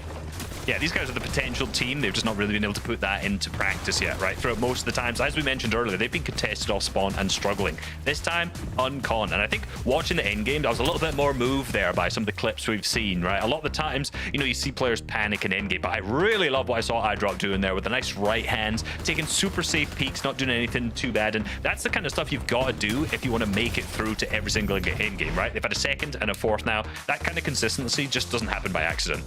Yeah, I'm sure Fredoxy's somewhere out there hate watching and really upset with how well iDrop is currently playing with Marius by his side. Guys, again, both of those teams looking really, really impressive. But again, we're seeing even more from some of these teams here. Again, if we look at the standings, is there anyone that's popping out to you as a team we need to really start to watch out for here going into these last couple of games? Yeah, I mean, I'm kind of interested in what happened to Vico Malabuka. I mean, also Cringe Twy has been impressing me on his placements, but Vico Malabuka specifically, the zone in this last match literally pulled to their POI. The issue is they got, like, what, 15th? So they didn't make it too far into the end game. We've seen that they kind of go for refreshes early on, and I'm wondering if due to the zone pulling to their POI, they might be more accustomed to like rotating through their tags, and it might have been a surge issue. I'm not even sure what ended up happening, but I would have thought they would have got a better placement with the zone like that. Yeah, so I think what ended up actually going on there was the fact that they ended up running out of mats, but you did see rare in the refresh. They got a nice refresh. They did a clinical Malabuka play, which was a pre-edit. You always see it. It's just every single time going back to like, what, chapter 3, they're just known for the pre-edit plays. They got a nice refresh, but the problem is because they demand to get so many refreshes, so many fights, because they use so many mats, they were so low, that puts them in the backside of the zone. So when you're stuck at the backside, you have a rough rotate to go to the front. And we saw there they tried to go straight forward, stuck into someone else's box, and it just didn't work out. Cause for concern potentially, Takata, with these two now? Look, I'm not concerned. The thing I'm more concerned about is in the major finals if we get there, right? This is heats. I see Vico and Malabuka as a duo that's much more capable than to qualify. I want to see how they perform in the major finals. So let's see throughout the day if they fix those kind of little risky mistakes that they're having. You're saying throughout the day, Takata, they got to do it right now. We have game 3 coming right up. Taco, Mini Miner, take it away. That's right. We only have 3 matches left to work with for our duos here today, Minnie. And there's certainly some very noticeable teams that aren't even within that consistency qualifying threshold. So the fire's got to be lit underneath them currently because they don't have a whole lot of time left to work with to make something big happen. Yeah, it's now or never. I mean, really, you've got to make these next 3 games count. You could be thinking in the back of your mind, oh, we got last chance, we got last chance. Think about all the great teams that haven't qualified through to heat. So it's really, really important that they take the most of, or make the most of this opportunity and take their ticket, if you like, into the major finals. I think there's a few teams that I'm expecting to get a win still that are still in the lobby. And even for Hutzy and Fishy X in that last game, what a shock, what a narrative, what a story that really was. Sort of looking at Shark and Teeny saying, yeah, they're playing the long game. And then the team they were trying to play it up against actually ends up winning the sort of half off spawn and then winning the game. That's what this game can do. And now, what does Sharkantini do? I think that's my biggest question here. Are they going to just go and win a game here? Are they going to stay in for more practice? They're third on the standings. I don't think they'll really mind. I mean, we'll find out momentarily, though, because Game 3 underway.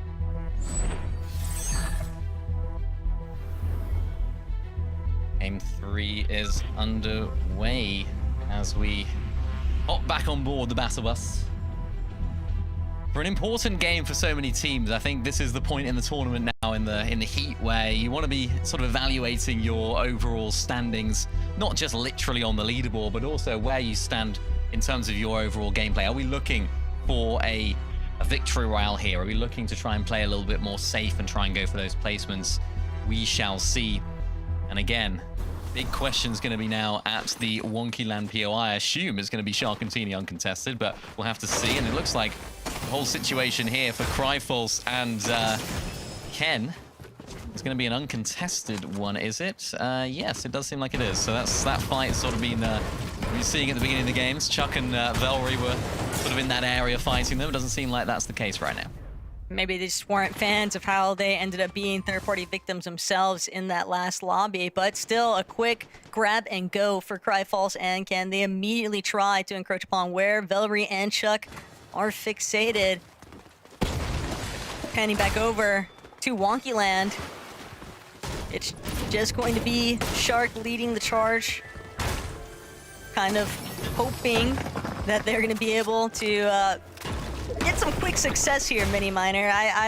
While practice is great and all in a Heats format, I would imagine that these teams would definitely prefer to just have their spot locked in, good to go. It's no longer about trying to prevent anybody else. I mean, your arch nemesis has already found their battle bus seats for the final, so you may as well just see it through if you can. It's not going to be a walk through the park by any means. There's still a lot of great contenders in this lobby.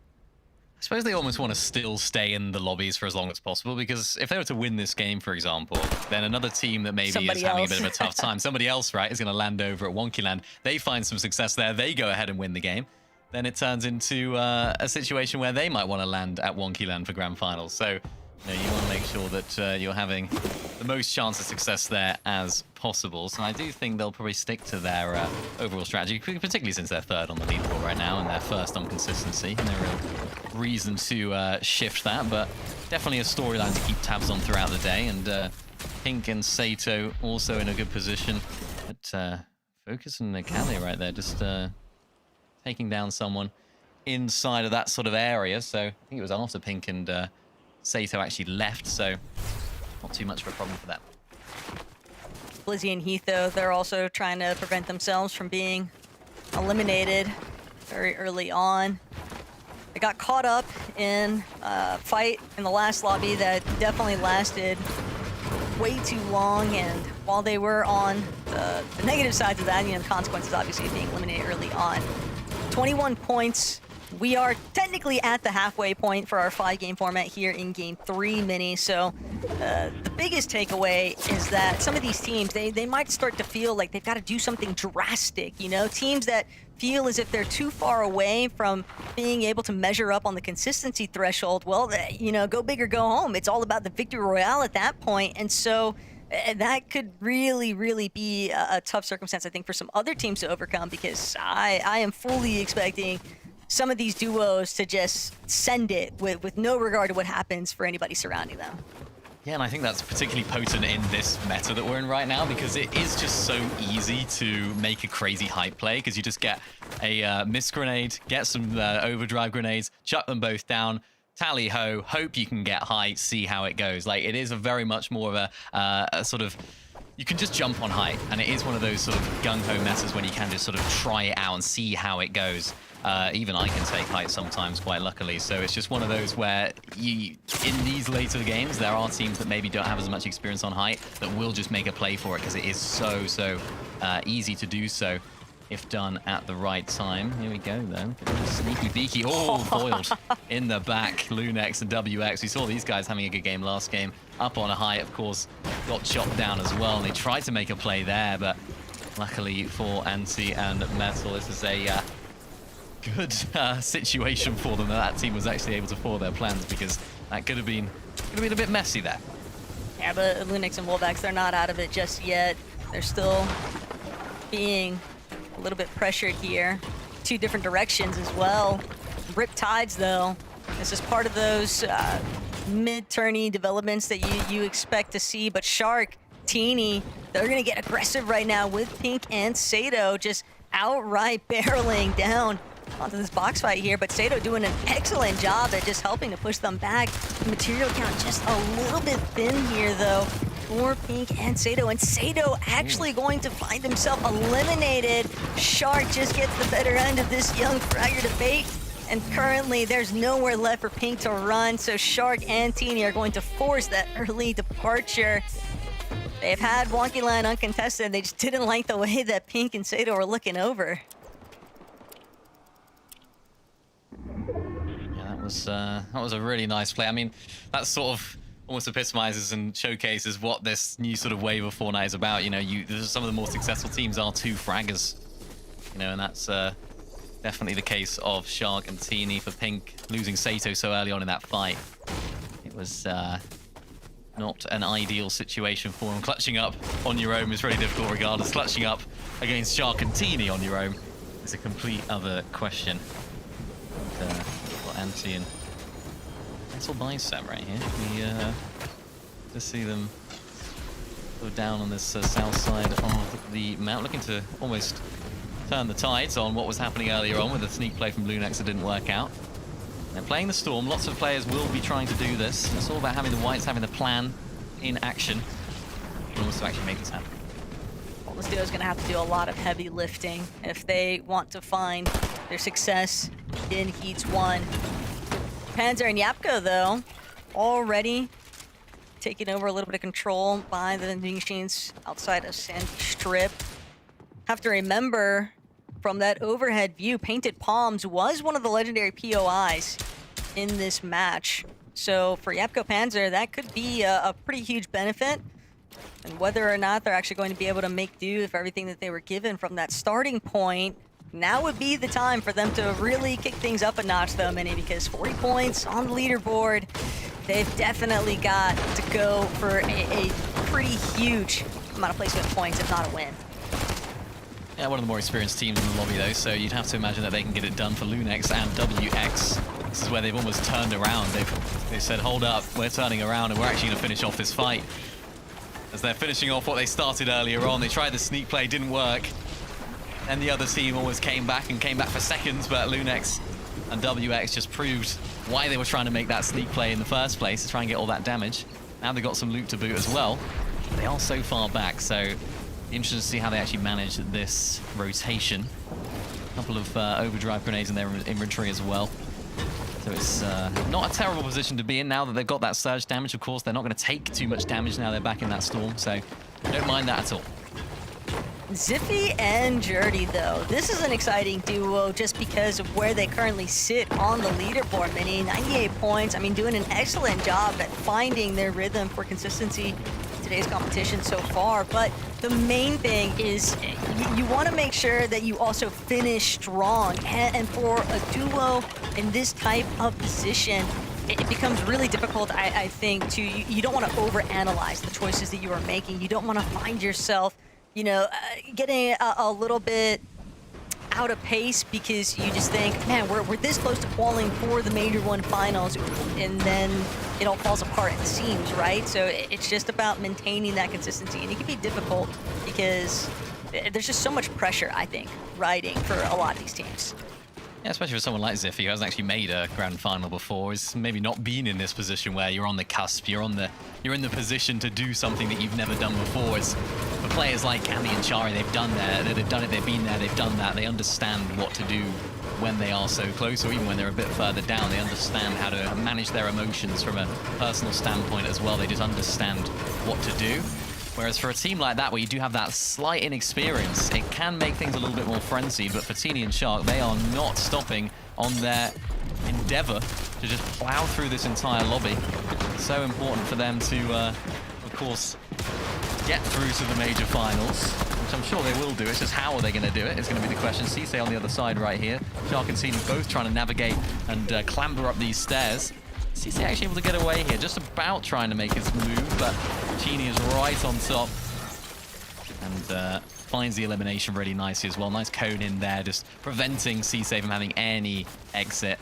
And that's Shark and Cini doing what Shark and Cini do best.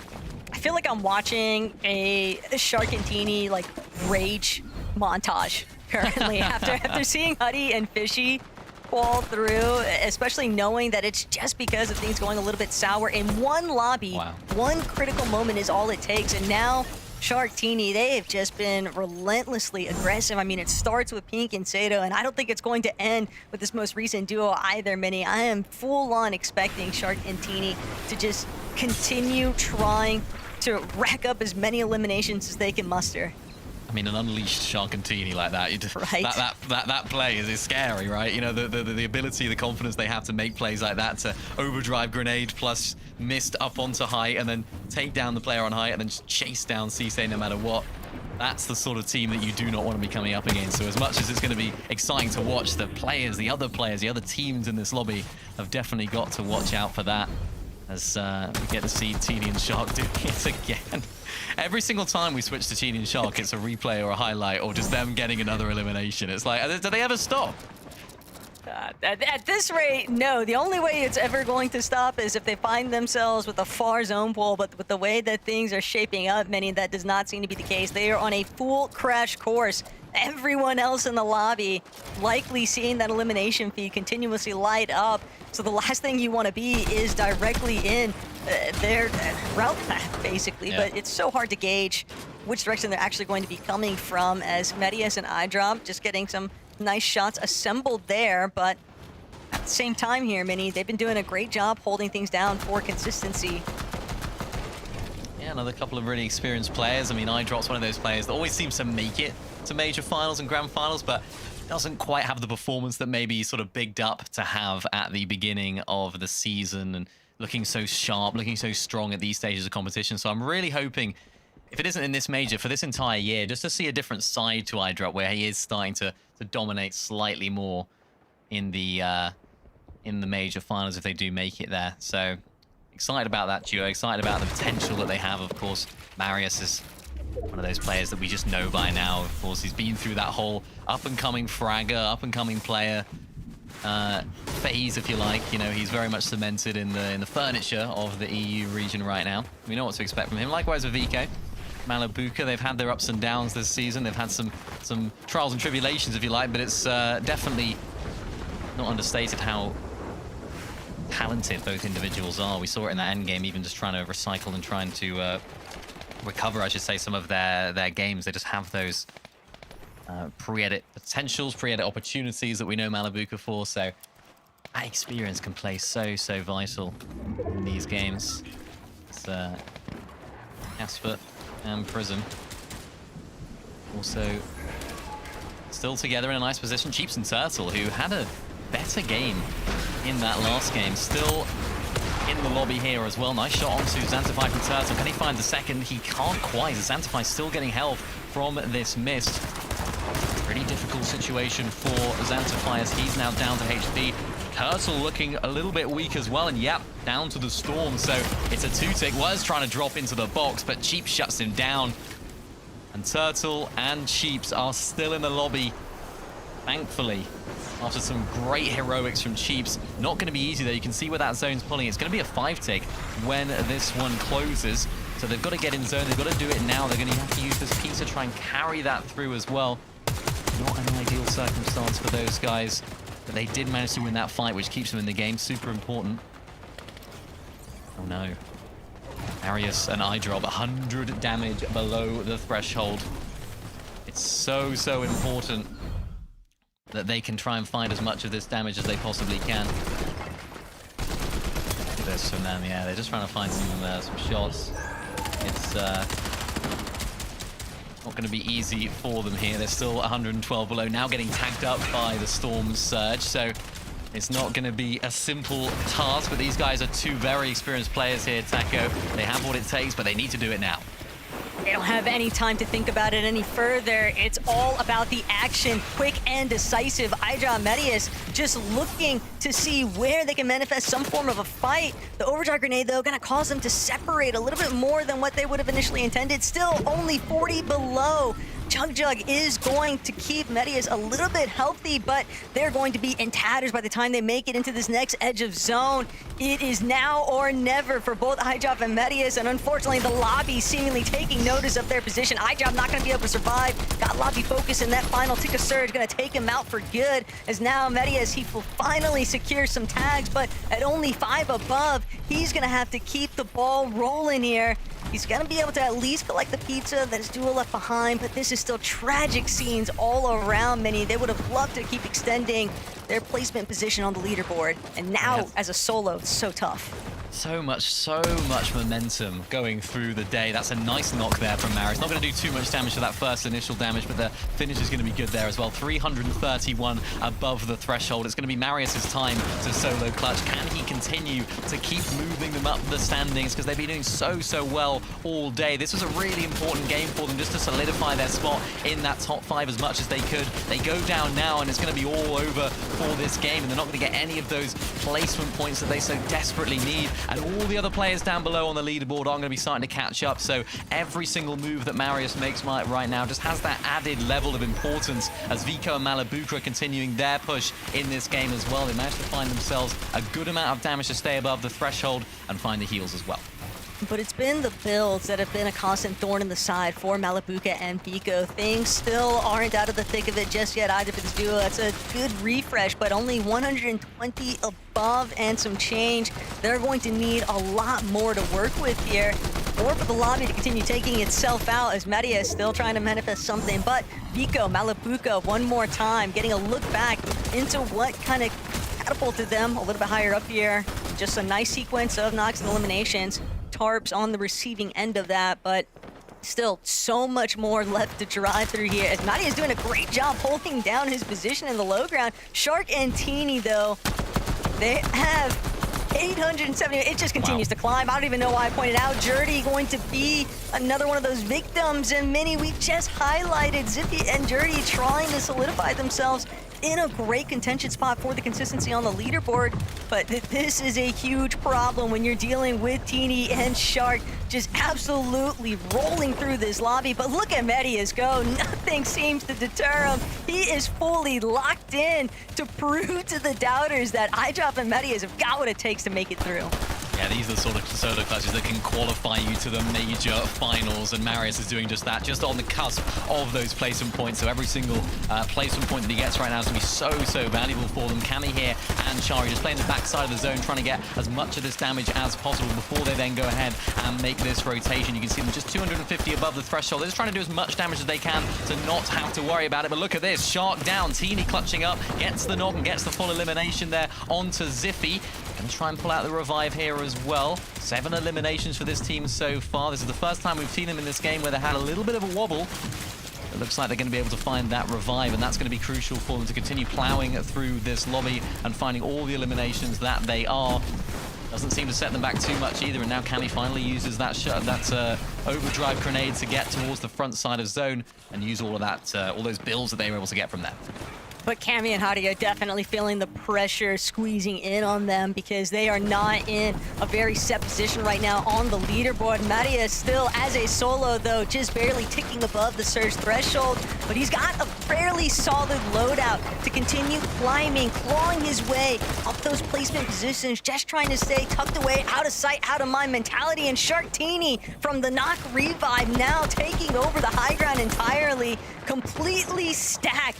Everyone else underneath them has to be on the lookout, because they are just hunting. They're absolute fiends in this lobby right now. Medius, if he's not careful, if he overextends for just a moment, he's gonna find himself a victim unless he connects some nice shots. But playing through from the backside of zone, now gonna move towards front side. Be forced to drop a layer soon enough here unless he can manifest some kind of refresh, but it is just a tough position. Analyst, though, from Shark on the top of the screen, just absolutely going ham over there. These guys are the most well-equipped team right now to play high ground, because they've got about 4.5 million eliminations in this game, coupled with all the materials that they're now getting. Shark's just on a bit of a frenzy. He's just having fun, as Teeny's just holding down the fort up on height. Shark's just fragging out down below. Marius, though, needing it all to do, done so well so far, able to pop some Peter and get his way back inside of the zone. Decent amount of materials as well to try and play these mid-ground layers. This is all where it counts, though, for Marius, getting pre-edited on from another angle. He's got to try and disengage and find another layer, which he does, but he's got to be so careful here. At every move he makes will just make sure that they can continue to stay in this game. Every single placement point that he gathers will continue to push them higher up in the standings, but he's doing so well so far. Sacco, this is so well done from Marius. But now high overhead, looking down. Medius still making it happen, though. Has a few more pizza slices to work with, too. Backs at his own one more time. He continues to kind of nestle his way in here, but Shark, Teeny, we're already hitting double digits here, Mini Miner. This is very reminiscent of seeing their off-season performances. Teeny and Shark just making it look too easy right now. Hottie, Cammy, no materials. Medius, hardly any HP left to work with, but he's got that mythic pomp. He might be able to find another siphon to work with. The Shark, Teeny, they just continue to decimate the entirety of this lobby. Another one onto Pixovsky, and now Teeny, Shark, they have no intentions of slowing down. Now it's Teeny that's fragging out. Shark now getting on the wall as well, trying to hop in the box. Perceives on the other side, just breaking all of these weak builds, trying to find his way through. Edits come through as well, not able to connect with the shot. They want more. They're not happy with double digits. They want high double digits to Teeny and Shark, as they're now just infiltrating the rest of the lobby down on low ground. Really nicely done from them, as they're just continuing to rain down fire here. Top 5 situation, or top 4 situation, they're the only duo. But look at what Marius has done this entire time. You wouldn't think that he'd been a solo for so long, and sure enough, Teeny, he'll actually find himself getting knocked. Marius doesn't have any builds remaining, but he might be able to collect the siphon. That could be the difference maker. He's now trying to circle around, see if he can pinpoint exactly where Shark is at, but Shark, he is on the run, but he's not going to be able to make it. iJump and Marius, forget about the consistency game. It's all the victory royale. And a solo clutch from top 33 or whatever it was from Marius. That is absolutely huge for them. We were talking about it. We were saying, yeah, he just needs to try and squeeze out as many of these placement points as possible, retain their spot there in the sort of top 4, top 5 situation where they were. And they only go and win the thing. Unbelievable stuff for Marius, and that's what you need to qualify to the major finals. Analyst Desk, take it away. Thank you so much. An unbelievable call from our two casters there. And what a moment for Marius. Again, these guys have sort of been labeled the potential man team, it feels like, Reese. A lot of the time, we expect big things from them. It hasn't quite happened. And today, they have put on a really impressive showing and now winning game 3 to just secure that spot in the final. Unbelievable. In particular, the fact that Marius literally did that by himself for the most part, right? iRob went down. When did he go down to Cat? 33rd place. That's and wild. Marius wins the game. Almost won. Yeah, that's crazy. I mean, when you look at these two and how they've been playing, I mean, I guess you can't really say you're too surprised with how their day's been so far, Takara. Yeah, I mean, we thought they were going to be contested originally, ended up being on-con, especially after Thomas got the VR and their contesters went to their drop. Other than that, though, I mean, I love to see them in the finals, clutching up the win from your teammate going down to 30, or going down in 33rd is ridiculous. Like, the moving zones hadn't even begun. Almost the end game hadn't even begun. He lost his teammate, and he clutches up all the way to the win. It's insane. Yeah, I think it's interesting to actually know how this ended up happening, right? Because you saw this game started pretty poorly for them because they were below Surge. For the vast majority there, they were struggling, and they were at the backside with a max zone pool. It's basically the worst scenario you could get in a game, especially of this caliber. But what they ended up doing was they ended up using an overdrive grenade to go from the backside to somewhere in the middle early. Unfortunately, that meant iDrop went down. But because Marius is near the front, that means he could absolutely wreck everyone else for Surge, who's coming late after them. And that got him above from like 100 below to like 300 above. And then just the solo clutch dominated from after that. We've been bigging up all the talent in the lobby, and it's fair to say Marius has been one of the biggest talents in this region over the past year and a half, and showcasing it here in 2026's FNCS circuit. I'm super excited to see what those two can do in the major finals, given some more time to prepare, and I'm sure all of you will be too. We have still 2 more games left, and so we're going to go to a quick break, and when we come back, we're going to wrap up and secure all our qualification spots.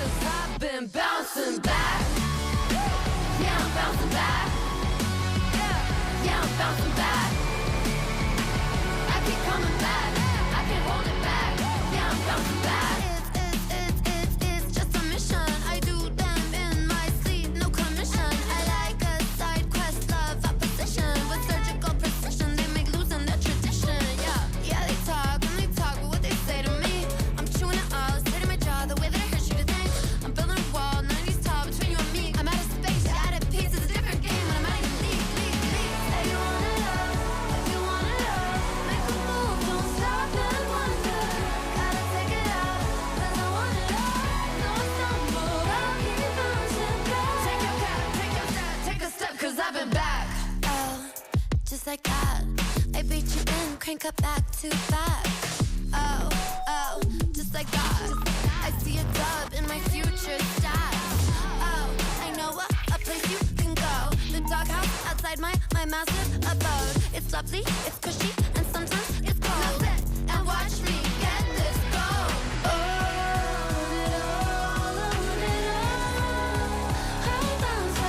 I just want it all. I just want it all.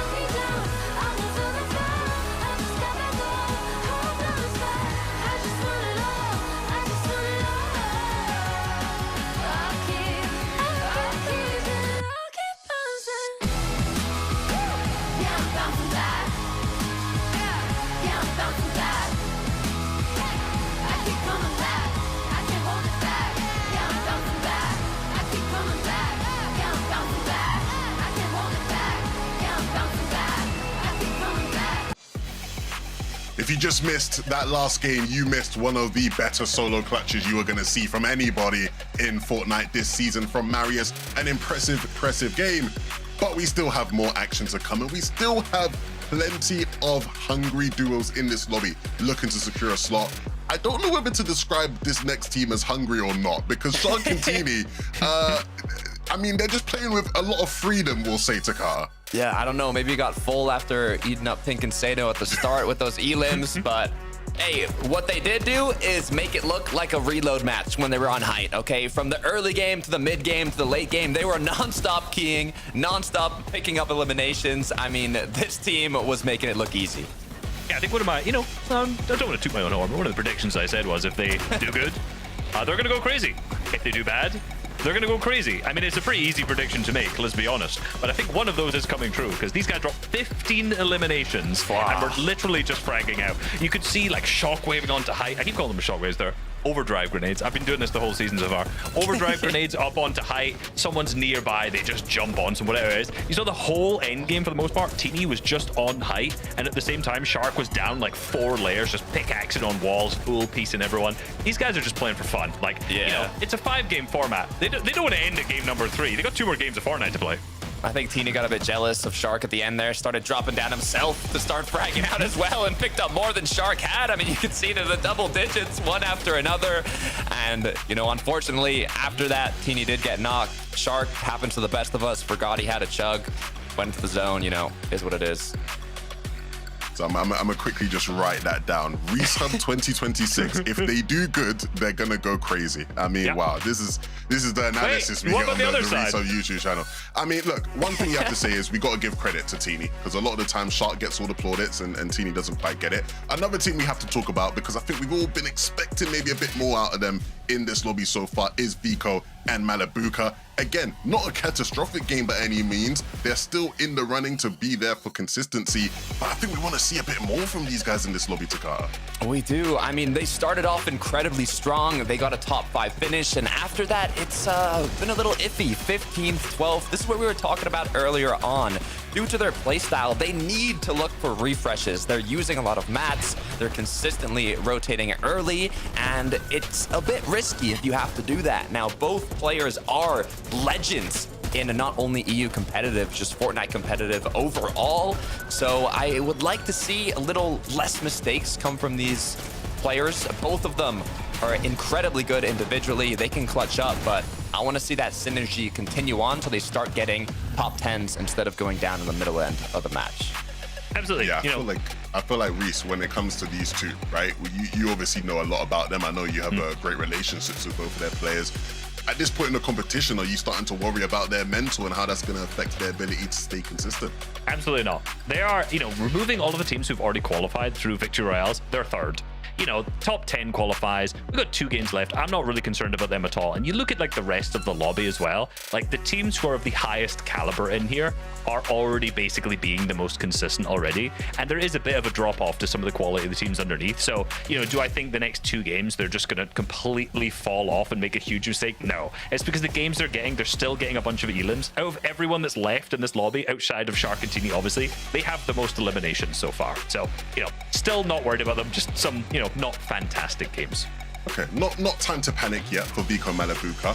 We've watched a couple games now, boys, right? And so the question is, if you're one of those teams lower down in the leaderboards and maybe consistency is starting to look out of reach for you, how are you winning a game in this lobby? What are the trends here? What are the key tactics we're going to have to see people pull out in order to be successful and win one of these last 2 games to Carter? So one of the common strategies we've seen is combining that Flowberry Mist with the Overdrive Grenade. Now, we've seen it happen probably at least once every single match today. It launches you incredibly high up in the end game, and it's good for height retakes. The issue is, from what I've seen, that the duos that end up doing these height retakes don't hold height until the end of the match. Maybe they run out of materials, they get a little too aggressive with the fight, they get chopped down after, but they're gonna have to make some sort of play like that. Stay in Storm, go for the height retake, but hold it throughout the rest of the match.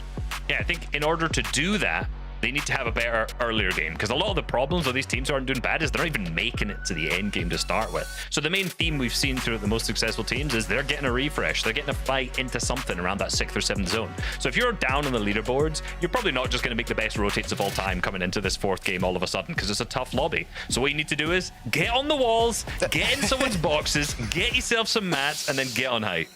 Well, when you describe what you're describing, Reese, could you see that coming from Cammy and Hari? Again, 2 names who many people would have expected to see qualify through, maybe potentially already at this point. Again, they're not out of it, right? They're still in the running. They're still looking good when it comes to consistency. Can they do what you just said there? If I was going to offer up advice to Cammy and Hari, it would do not get on the walls, do not get on height, and do not get involved in the box. Because these guys are currently 8th, which, if you remove the top 3 teams, means they're 5th. So they're midway through the qualification already. Like, they're fine. They're also, let's be real, they're not the teams who's getting in box. They're not the team who's the Shark and Teeny net. They're the, I don't want to say pacifists. That's a little rude. I don't want to be that guy. But they're the classic Polish playstyle. We know what they are at this point. So, no, they've just got to keep playing what they are. And, maybe unless this next game totally goes wrong. Well, hopefully they listen to your advice, Reese Hub. Taco, Mini, take it away. Let's see what these guys cook up in game number 4. Thank you so much, Levin. Cammy and Hari, 15 elimination height win upcoming. We got game number 4 coming for you guys right now. Maybe we will see that, who knows? But the trends are looking really, really good for those guys in particular, but also for some of our teams that have already qualified through. Really, really exciting end games so far today, Tackle. We've had some crazy storylines, solo clutches. It seems to have had it all, and we still got 2 more to go.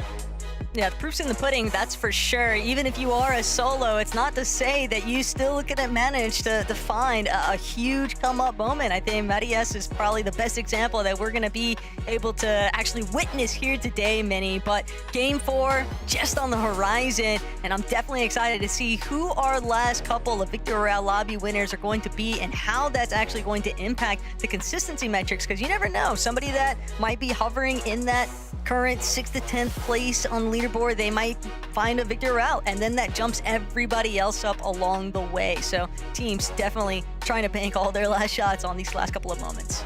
That's going to be interesting. I'm looking at the leaderboard as well. We got Vico Malabuka in the mix, Cringe and Twy as well. Really excited to see those guys potentially popping off right now. A team that I've got my eyes on. Of course, the UK lads themselves.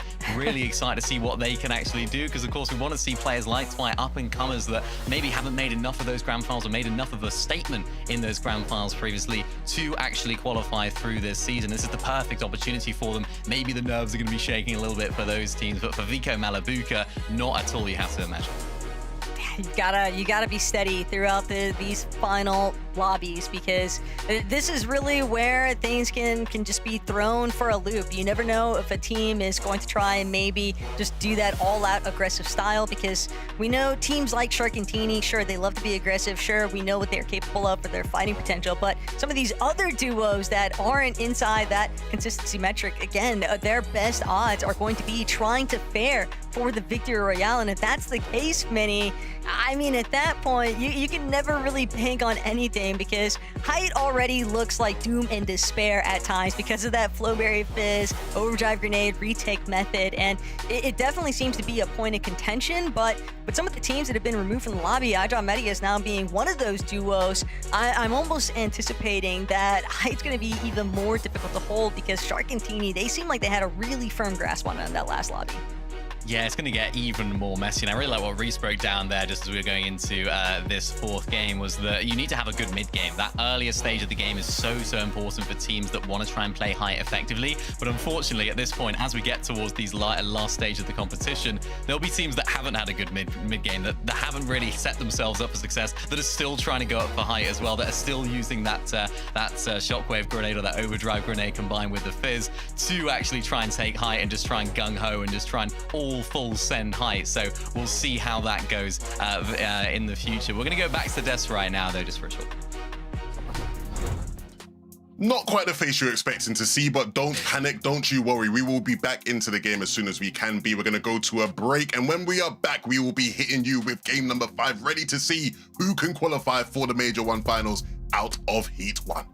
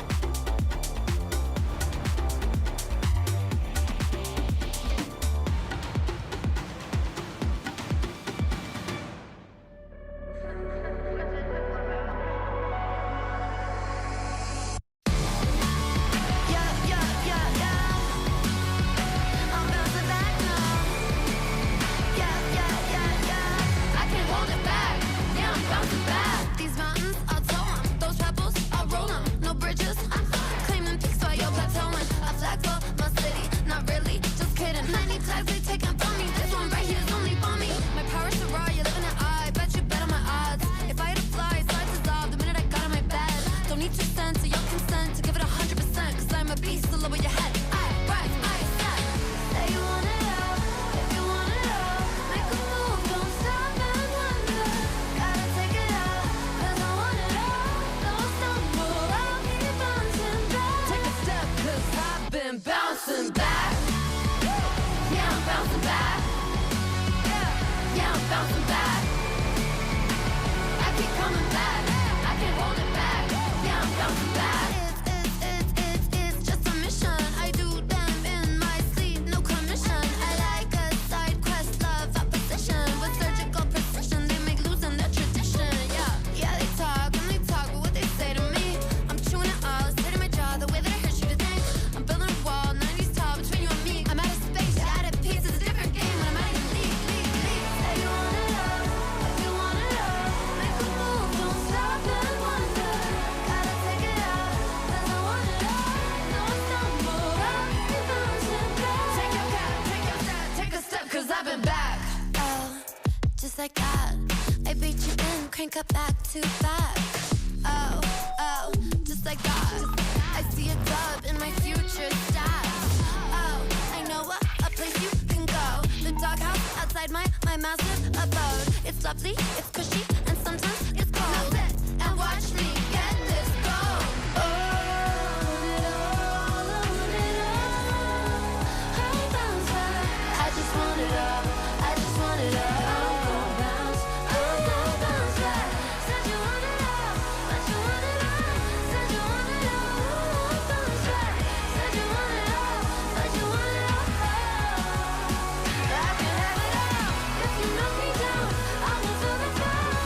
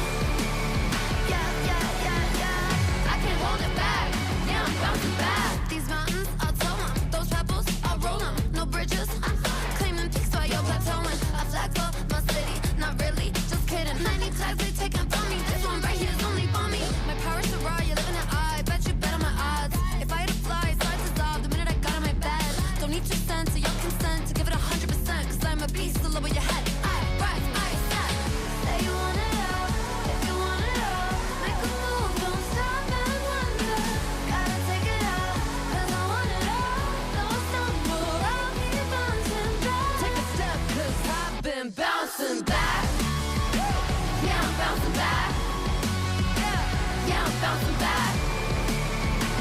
I keep coming back. I can't hold it back. Yeah, I'm bouncing back. It's just a mission. I do them in my sleep, no commission. I like a side quest, love opposition. With surgical precision, they make losing their tradition. Yeah, they talk and they talk, but what they say to me, I'm chewing it all, straight in my jaw, the way that it hurts you to think. I'm building a wall, 90s tall between you and me. I'm out of space, you're out of peace. It's a different game when I'm out of your league. Say you want it all, if you want it all, make a move, don't stop and wonder. Gotta take it out, 'cause I want it all. No, I stumble, I'll keep bouncing back. Take your cap, take your step, take a step, 'cause I've been back. Oh, just like that, I beat you in, crank up back to back. Oh, just like that, I see a dub in my future stats. Oh, I know a place you can go, the doghouse outside my massive abode. It's lovely, it's cushy, and sometimes it's cold. Now sit and watch me get this gold. Oh, I'll bounce back. I just want it all, I just want it all. I'm gon' bounce back. Said you want it all, but you want it all. Said you want it all, I'll bounce back. Said you want it all, but you want it all. I can have it all. If you knock me down, I will feel the fall. I just got back up, I'll bounce back. I just want it all, I just want it all. I'll keep bouncing. Yeah, I'm bouncing back. Yeah, I'm bouncing back. I keep coming back. I can't hold it back. Yeah, I'm bouncing back. I keep coming back. Yeah, I'm bouncing back. I can't hold it back. Yeah, I'm bouncing back. I keep coming back. Yeah, I'm bouncing back. I can't hold it back. Yeah, I'm bouncing back.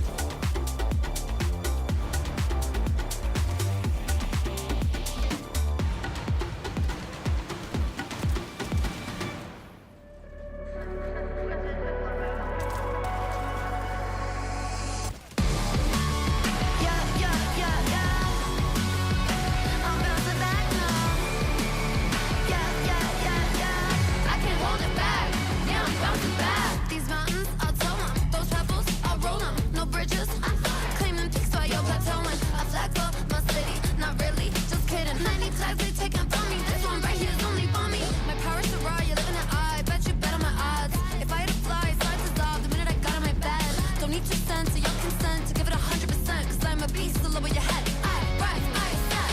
Say you want it all, if you want it all. Make a move, don't stop and wonder. Gotta take it out, 'cause I want it all. Don't stumble, I'll keep bouncing back. Take a step, 'cause I've been bouncing back. Yeah, I'm bouncing back. Yeah, I'm bouncing back. I keep coming back. I can't hold it back. Yeah, I'm bouncing back.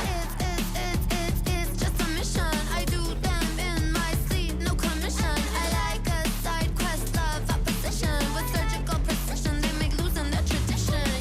Yeah, they talk but what they say to me. I'm chewing it all, sitting my jaw, the way that it hurts you to think. I'm building a wall, 90s tall between you and me. I'm out of space, you're out of peace. It's a different game when I'm out of league. Say you want it all, if you want it all. Make a move, don't stop and wonder. Gotta take it out, 'cause I want it all. Don't stumble, I'll keep bouncing back. Take your cap, take your step, take a step, 'cause I've been back. Oh, just like that. I beat you in, crank up back to back. Oh, just like that. I see a dub in my future stats. Oh, I know a place you can go. The doghouse outside my massive abode. It's lovely, it's cushy, and sometimes it's cold. Now sit and watch me get this gold. Own it all, own it all. I'll bounce back. I just want it all. I just want it all. I'm gonna bounce. I'm gonna bounce back. Said you want it all, but you want it all. Said you want it all. I'll bounce back. Said you want it all, but you want it all. I can have it all. If you knock me down, I will feel the fire.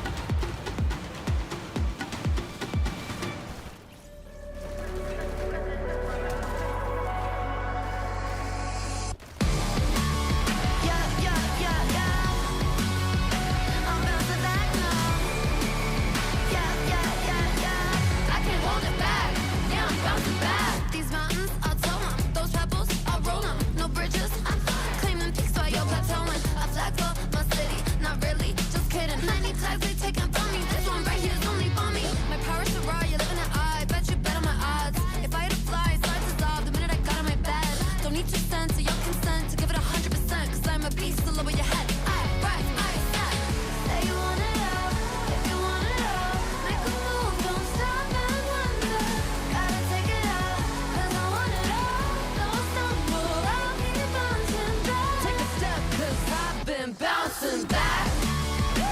Yeah, I'm bouncing back. Yeah, I'm bouncing back. I keep coming back. I can't hold it back. Yeah, I'm bouncing back. It's just a mission. I do them in my sleep, no commission. I like a side quest, love opposition. With surgical precision, they make losing their tradition. Yeah, they talk and they talk, but what they say to me, I'm chewing it all, straight in my jaw, the way that I hurt you to think. I'm building a wall, 90s tall between you and me. I'm out of space, you're out of peace. It's a different game when I'm out of league. Say you wanna love, if you wanna love, make a move, don't stop and wonder. Gotta take it out, 'cause I wanna love. No, it's not more, I'll keep bouncing back. Take a cap, take a step, take a step, 'cause I've been back. Oh, just like that, I beat you in, crank up back to back. Oh, just like that, I see a dub in my future stats. Oh, I know a place you can go. The doghouse outside my massive abode. It's lovely, it's cushy, and sometimes it's cold. Now sit and watch me get this gold. Oh, I bounce back. I just want it all. I just want it all. I'm gon' bounce. I'm gon' bounce back. Said you want it all, but you want it all. Said you want it all. Bounce back. Said you want it all, but you want it all.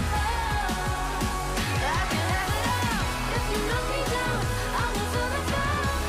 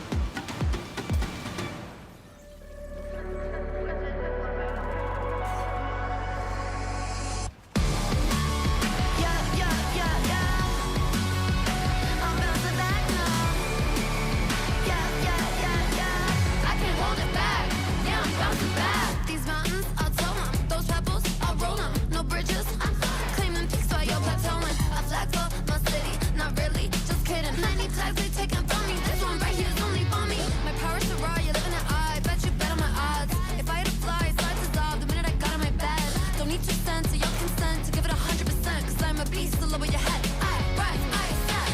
Say you want it all, if you want it all. Make a move, don't stop and wonder. Gotta take it all, 'cause I want it all. Though I stumble, I'll keep bouncing back. Take a step, 'cause I've been bouncing back. Yeah, I'm bouncing back.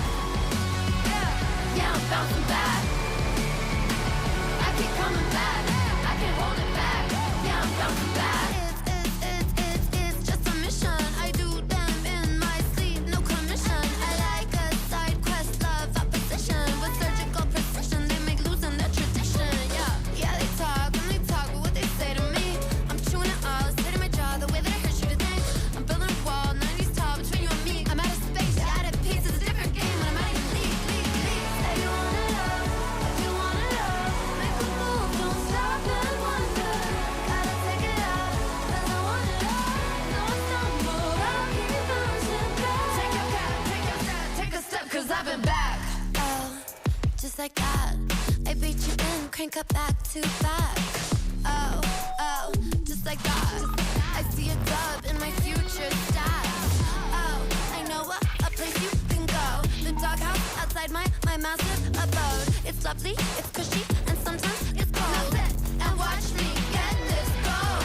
Oh, it all, I'll bounce back. I just want it all, I just want it all. I'm gon' bounce back. Said you want it all, but you want it all. Said you want it all, I'll bounce back. Said you want it all, but you want it all. I can have it all. If you knock me down, I'll move to the floor.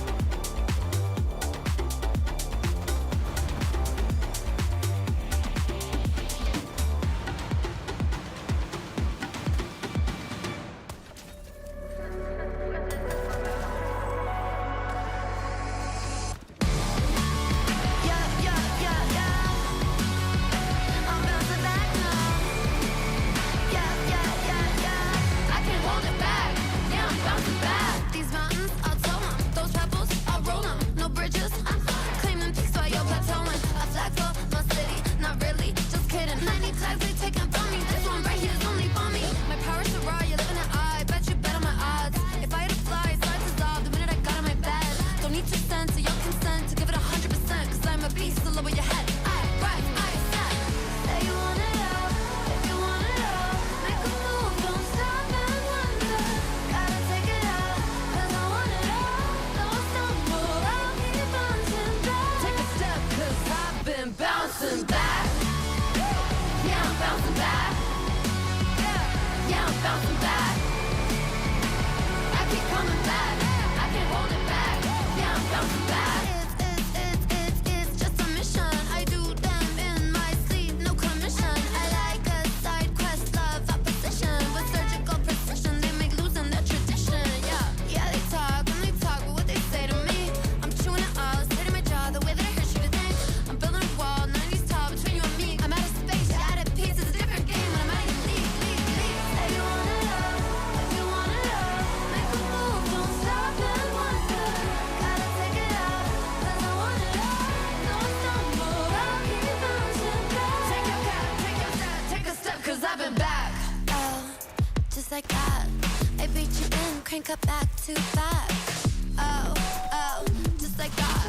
I see a dub in my future stats. Oh, I know a place you can go. The doghouse outside my massive.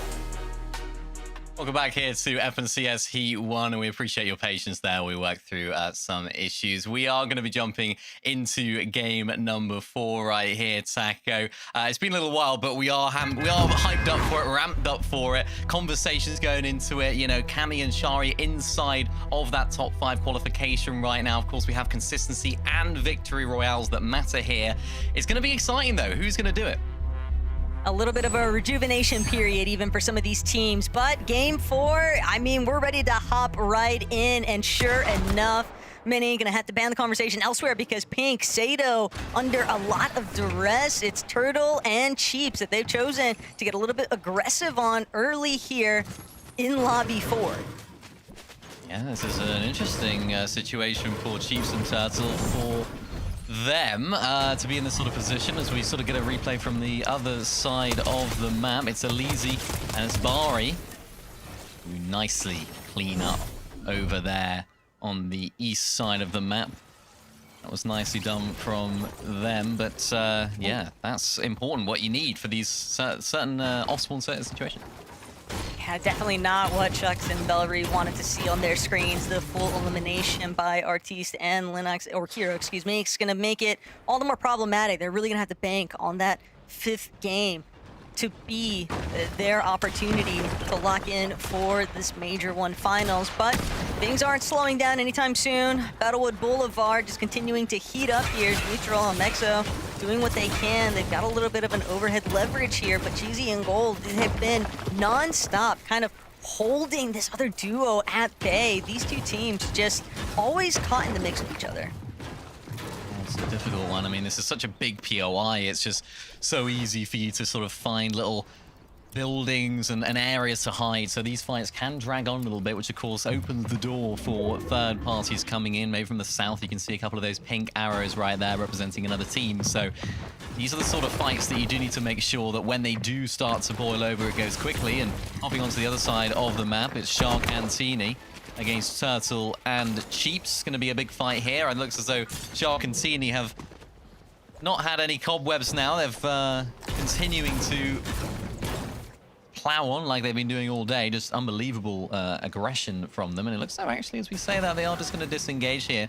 They are our front runners in terms of consistency. They've been so aggressive, getting elimination after elimination in every single game that they've been in. They've had 28 eliminations so far. To put it into context, the team that had the second most eliminations was iDrop and Marius, and they've already qualified through. So it's an unbelievable gap that they are forging now between them and the rest of the lobby. Teeny was still lingering, though. A little bit of unfinished business, it might seem. Maybe they'd been looking for that Pink Sato aggression that they'd been able to kind of take over in that last lobby. But trouble brewing right now for Cheesy and Gold. Battlewood Boulevard, though, the third parties overhead. Nero and Josh, they see prime opportunity to strike for a little bit of surge damage, and they've got the elevation, but what they need is to connect with some shots. And there's also a team a little bit further north from their position, just hanging out on the hillside. This is a hard box fight to make happen just because of all these teams in the surrounding area. But Cheesy, he's going to find a nice tag there. It's going to cause a little bit of a scramble here now, but Cheesy, he's still looking to try and drop in Shark from the next side, and these teams are just taking what they can out of these fights. Cheesy manages to close out right there. That's nicely done from him. And again, though, like I was saying, they've got to be careful of these third parties.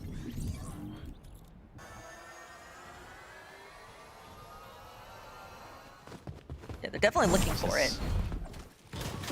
Definitely looking for it there, and it was good work from them to close out that fight. This is it, though. Cammy and Shari rotating on through. This is a big moment for them because, of course, you know, they're not in danger necessarily, but they do need to continue the progression that they've been having. I mean, they want to try and retain their spot in that top 5. And, of course, they are just on the cusp of that. Of course, 8th on the leaderboard right now. Remember, our first 3 are going to be the teams that have already qualified through. Over 1,000 points. I'm slightly confused when looking at those standings. And they're just on the cusp, so big game for them. Both of these last games matter, and likewise for Casper and Prism, who have had a somewhat okay day, but nothing to shout about. And Shark and Teeny are going to continue on their elimination front with the first elimination of the game for them. It doesn't help that Wonky Lim being one of the legendary POIs. They'll waste absolutely no time in swiftly taking out Ajax. Now wondering where Bambi might be at, given that his duo has already been eliminated. And Shark Teeny, we've already seen what they're capable of just in that last matchup alone. They are looking for full-on elimination sprees here. Yep, that's what they do. That's how they're choosing to roll, and I don't think they're going to be winning a game unless maybe they go for a little Game 5 win. Why not? Put the cherry on the cake, as Yapko and Panzer looking to make a bit of a play right here. They've already got their elimination in the game, but they want more. As Calais on the other side of the wall, it's not going to be an easy fight. Looks like they're maybe just trying to get some of this loot. I think this is a sort of remnants of a previous fight that has gone on, and maybe they don't want to fight the other team here. You can see it from the other perspective. Neither team looks like they're too interested in fighting here. It looks like Yapko and Panzer just wanted a little bit of that loot, a slice of it, to claim for themselves there. But if they can get the elimination points, I don't think they'd be against it either, especially not with Focus having his shields drop so incredibly low. His HP, a couple of splashes are definitely going to have to come into the mix here to help him out. But for 3 points per elimination, when you're looking at a duo like Panzer and Yapko that have just not had the success that they needed on the day, Mini, I mean, they're trailing pretty decently behind the current leaderboard standings. 18th place heading into this 4th match of the day. And with only 1 lobby left to go, they're going to have to make up those points somewhere if they can't find the consistency metrics that they needed early on through placements. They have to make a decision, aren't they? And a team that don't really have to make a decision right now is Teeny and Shark, who should be home and dry, but they're choosing to continue their progression and their aggression onto the rest of the lobby. Not quite sure where Shark is, though. Yeah, kind of very split right here. I don't quite know what's going on. They're in a different postcode to each other, but interesting plays. Maybe just getting a sense of who's around, getting an idea of what the area is looking like. They seem to have gone on a bit of a marathon this game, just doing so much distance and covering so much distance. There's Pink and Sato. Maybe this is the idea for Shark and Teeny. Of course, Pink and Sato landing close to them. I think the big thing here is this is just lobby conditioning right now from Shark and Teeny. It is so evident that they want full control of these mountain spans, and Pink, Sato, they were given an idea of the fact that Shark Teeny, they want to defend what they feel belongs to them. So despite Pink and Sato landing in that split over by Frozen Shark, Pink, he likes to rotate onto the mountain work, and it gives a great overview, right? You get all that high, you get all elevations, much easier to try and secure some surge tags. But Shark and Teeny, part of the reason why I feel like they've really managed to stick around a lot of these lobbies is they want to ensure that things are all wrapped up as nicely as can be after they already missed out on letting Huddy and Fishy through. The least they can do is try to prevent Pink and Sato from interrupting from what they feel they should be able to control. Yeah, it's a great point. And of course, they're going to be contested now in the major finals, right? If you can only imagine. So that fight is going to give Pink and Sato that opportunity, that green light to try and get some surge tags on that off-spawn battle. So you're absolutely right. I think this is what they're trying to do as well. Is just trying to negate any potential problems that they have over in the finals. Oh, they've lost the pizza though, which is going to be a bit of a problem for them as that goes tumbling down the mountain. So does Teeny, getting on the wall of Sato. Pink having to come over and provide some cover. Shark dropping on in as well, and this is going to be an interesting fight because we've got sort of a 1v1 ×2 situation right now as Teeny is on Sato, Pink is on Shark. Who's going to make that first shot? Who's going to get that first bit of damage to open up the fire? You can see Shark looking over towards Sato. This is almost like zone wars right now. One person shooting one the other. Just like a creative fight. Shark and Pink's side of things, not too much is happening. Sato's quite happy just to sit up on height. And it's Pink that's taking a lot of the fire right now. Sato getting return fire as well. Does have the pizza to heal, but oh no, look at this. Look who's lurking. It's Prism and Casper. This fight's got to end quite quickly, and Teeny and Shark looking to jump on Sato right now. They're trying to get inside the box. Sato retreating, and Pink is getting on over as well. Could that be it for Pink and Sato right here? Could they get together in a nice position? It's nicely blocked from Pink. Shark still looking for an angle, finds one, and Pink is down on the HP. Part of the problem there, though, is that Teeny also took a good chunk of his health in the process here, so now he's got to rely on Shark to alleviate some of that pressure, but with another duo potentially coming into the fold here, Sato, Pink, they're gonna take this opportunity to try and fully disengage, but Teeny still looking to give chase, utilizing the gloves even just to try and close that gap, but this might be more than what he bargained for, but instead Pink can't make it through the porta potty, gets caught right as he is about to go through doorway, and that is so unfortunate. Sato did manage to get out of there, Mini, but now they have to play for the revive and reboot, and you have to anticipate Shark, Teeny, they're already secure because of their placement points alone. They can afford to spend all the time that they need to inside a storm and just wait this one out. So difficult here for Pink and Sato, a team that we highlighted at the beginning of the day. It's looking like they're going to need to rely on a victory royale right now to qualify through in that last game if Sato can't make anything of this. Cheesy down. This is a team that we saw doing very well at Battlewood previously. And it's Heath and Blisey that are actually able to find that elimination. Really nicely done from them all the way back in the storm. I think it's one of those where you probably didn't expect there to be a team there, but now Gold Boy has it all to do. Might still be able to actually utilize this reboot, but one more time, these teams, when they're able to find those eliminations, it all depends on the time frame. And when your time to elimination is a little bit more stretched out than when you wanted it to be, you just become that much more susceptible. Even if you're the duo that retains a somewhat of a power position from finding those 3 points off the elimination, you're still hanging around in an area, you're still delaying your rotates, and the positioning, we've seen just how important it's been for so many of these teams. Whenever they're late heading into the edge zone or anything like that, they immediately get caught out by teams that are much more established. And one of those teams I think has been doing a great job at kind of elevating themselves in general has been Cringe and Twy here today. Yeah, they've been really good today, and you know, it's a situation that they could only sort of dream of being in, I suppose, at the beginning of the day. You know, they're not necessarily the highest amount of experience team, if you want to put it like that, in the lobby. Twy has made a few grand finals, and Cringe has made one, so you know, it's not like they're complete newcomers to it, but they're gonna have a few nerves, I'm sure, going into these last couple of games. Handling it well, though. As Lunex and WX, we saw these guys in a solid position in endgame up on high, also find themselves just inside of that qualification range. So they're another team that are looking to hang on for as long as they possibly can. And they're doing so very well right now. They had that one big pop-off game. They've had some pretty solid placements as well. They've had a 3rd and a 12th. So what they've been able to do is just keep chipping away despite a little bit of a wobble at the beginning of the day. They've kept finding themselves in those endgame situations.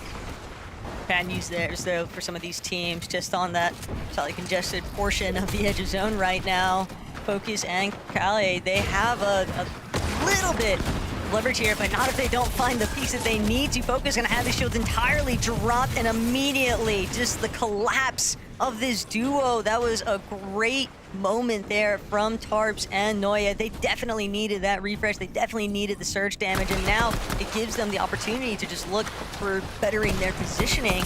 But Teeny still lurking around. He's definitely taken notice of some of these teams that are a little bit late to the party here and just looking to apply damage where he can. But as a solo, that's where things become a little bit more difficult. Lost Shark along the way. Yeah, it was probably always going to happen, right? The way that they were conducting themselves at the beginning of the game, they were just trying to W key no matter what. In the storm, it was all a bit chaotic, so I suppose they didn't really care too much that they're in this situation, as long as Pink's team won in a good situation in the end game. But Teeny's got it all to do. We've seen a solo clutch already today. Can we get another, potentially with a slightly different result? Maybe not a win, but we'll see. As Robin finally makes his way inside of the zone as well. Nicely done from him. This is a nice little rotation, actually, sort of on the less congested side, as a lot of people have already rotated on his own, though, and that's always going to be difficult. Yeah, would have been a lot better if he still had his duo Hyper with him. I think it's also important to kind of highlight that before these two joined together, in previous formats similar to this, they've managed to find individual wins. So now, as a duo, Game 4, obviously, that's probably going to have to depend on lobby number 5 if they're able to find that kind of success together. But Robin's still not counting himself out by any means, has a decent amount of points heading into this point in first place. And so now it's all going to come down to just how much more placement can you secure, because the lobby is rapidly dwindling, Mini, and that's kind of to be expected as we approach the secondary half of today's competition. Pretty important, and now this is where sort of Storm Surge really becomes a factor. That's absolutely vital for the teams. For Yapko and Panzer, not particularly something they have to worry too much about, with 1,116 above, so they're looking pretty strong in that department. They've got a nice zone pull as well. Difficult for the rest of the lobby. You can see on that east side of the zone. The zone pulls west, and they've got to get over this water, which is always just a little bit of a challenge, particularly when the players that are already in the zone are situated there and are able to almost fort up and base up to then look back. Is that Vico on his own right there as well, I think? I don't see Malibuka anywhere, so almost adding to their sorrows, because they're a team that are inside of that top 5 for qualification via consistency. Yeah, Vico on his own, so having to do it all, but inside of the placement point, so every single placement now does matter for them. It's going to keep adding up for their pushes here into the top 5. It's obvious, though, Vigo was hoping to avoid a lot of that lobby congestion by kind of wrapping around more towards like a dead side position. But as a solo, it's so difficult to actually try and lock down these rotational patterns without somebody taking notice. But yet, Vigo has managed to find a way, a little bit elevated too, even on the side of this hill, but with Cheeps directly overhead. He's going to really have to be very aware of not getting focused by duos around him. Cammy, Huddy doing a great job right now at punishing Truly and Zynox for just being a little bit too slow to get forward on their position. And this is exactly what Cammy and Huddy needed. Just every single point that they can try and secure to confirm whether or not they're going to be able to retain their position inside the consistency metrics for the leaderboard. Solo versus solo violence right here. Cheeps on his own, shooting down towards Vico down there. Is that in full zone? No, it's going to go a little bit more towards the east for Cheeps. Again, 78 points, just lurking around that top 5 qualification mark, so need to absolutely make the most of this game, even just to set themselves up for as good of a game 5 as they can possibly have. If they're not going to be able to make their way into the top 5 now, you've got to at least give it a possibility, give yourself a chance going into the final game. Not able to connect with any shots right there. Vico goes down, so the solo dream is over for him, but a valiant effort to make it into the top 22.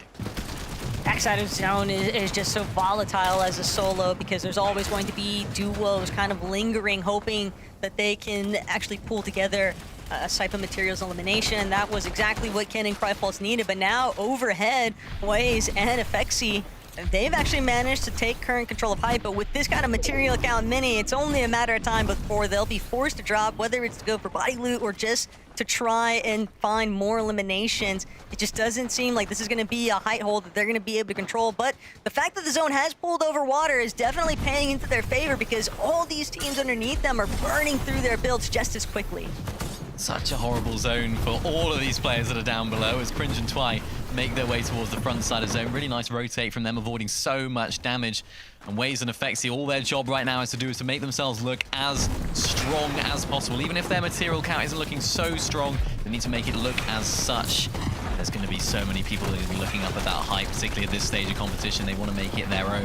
Yapko and Panzer, another team inside of that sort of mid-ground, looking really, really strong. Robin's still alive and well as a solo, looking strong as well. they need it all to do. Two teams on very, very similar points that are looking to break into that top 5. This could be the game to do it.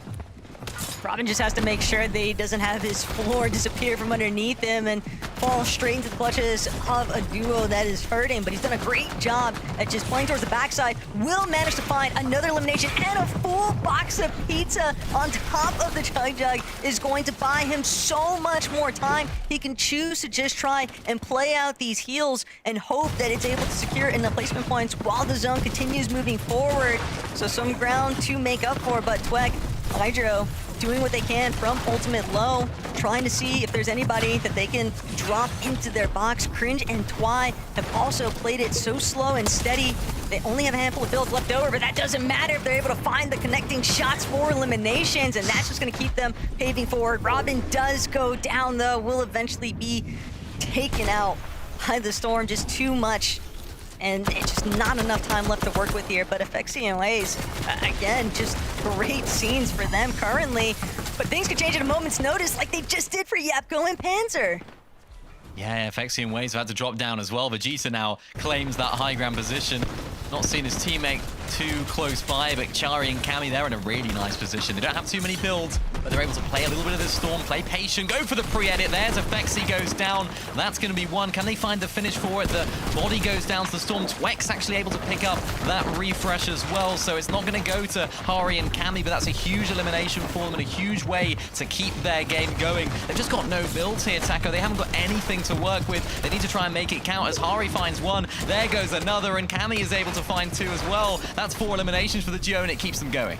This is why you can never count out the Polish powerhouses. Cammy and Hadi, they're managing to make it happen here, even with Vegeta as a solo overhead. Hadi and Cammy are locked in their own dimension here inside the underlayers. Hadi, Cammy now looking to move straight towards front side of the zone. Handful of materials left, but that might be all they need. They can keep stringing together these shots, but Cringe, Twy also not looking to go down without a fight here. Siphon just in the nick of time here is Cringe. Now waiting to see if he can get another onto Pixomsky, and Sarah and Duo fully eliminated now. Twy, Cringe, all they need to do is make it into the zone itself, but Nefrizzi, he's gonna slow them down along with Vegeta over on height. Cammy, Hadi, now seemingly the most healthy team in this lobby here. Game 4, this could be the one to do it.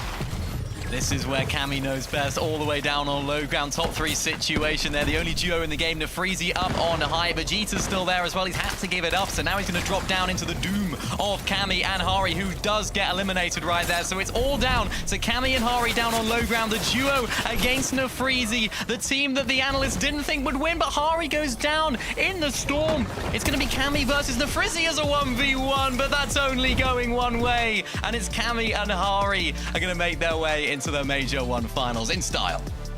As if Cammy would ever miss a shot like that in the final moments. I'm sorry, it was a great attempt there from the Fizzy Mini, but HP bars do not lie. Fantastic victory royale in Game 4 here for Hadi and Cammy, but what's the desk got to say about it?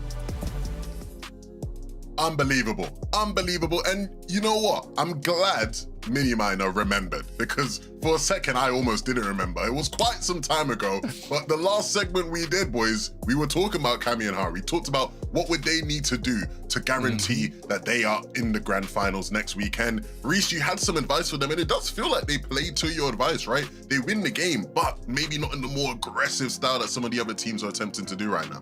Yeah, I mean, I said play the same play style. Clearly they listened. That's most important, they had time to sit and do a little bit extra VOD review and see what the teams around them were doing, see what the strategies were from everywhere. And they managed to, make it succeed, make the best of the scenario that you possibly can. Yeah, I mean, the only dud they had was the first match of the day where they got 24th. And since then, and when you said, just play it safe, don't go super aggressive, do your consistency route, it's exactly what they did. 9th, 7th, and now the win. Absolutely. This is something you kind of expect out of this team every single game. In order for them to actually pop off, be at the top of the leader for some of the biggest teams, this is the kind of match we need every single game. They didn't get a single elim up until the 11th zone in this match. So super pacifist, playing every single build out, which is usually what they do, and then jumping in. You see a lot of the other teams, like we kind of mentioned, Malibu, Kafiko, who go for that elim early. In the 6th, 7th zone, they're so heavily dependent on it. Whereas Cammy and Hari, they just play out the whole game and frag out from then on. Yeah, and thinking of Cammy specifically, I mean, he's a player who, when new season started, would be one of the first to kind of hop on the meta for that season. And now with the changes of less players playing in Storm, kind of rotating more quickly, it has actually played out quite well for them in this set lobby. So I'm excited to see how they play in the finals. Look, I don't want to get too ahead of myself, boys, but based off of what you've seen from them today, what do you make of their chances for next weekend? I just want to know quickly, like, because a lot of people, it doesn't feel like the hype and the machine is around them, right? We don't see people bigging them up as much as we have in the past. Do you think they can surprise people? Look, you asked for my underdog pick at the start of the day. I said Cringe Volko, but it was between Cringe Volko and Hari Kami. There were the two in my mind that I couldn't quite pick one from. And I mean, I did pick Cringe Volko, but I do think now, seeing Kami qualify, it's gonna be a little high up on the middle end of the leaderboard. You know, maybe like a 10th could be possible, but I don't know if I'd see them in the top 5, to be honest. All right, well, look, plenty more to break down from this game. We will get to it, but we have a quick break, so stick around and we'll see you soon.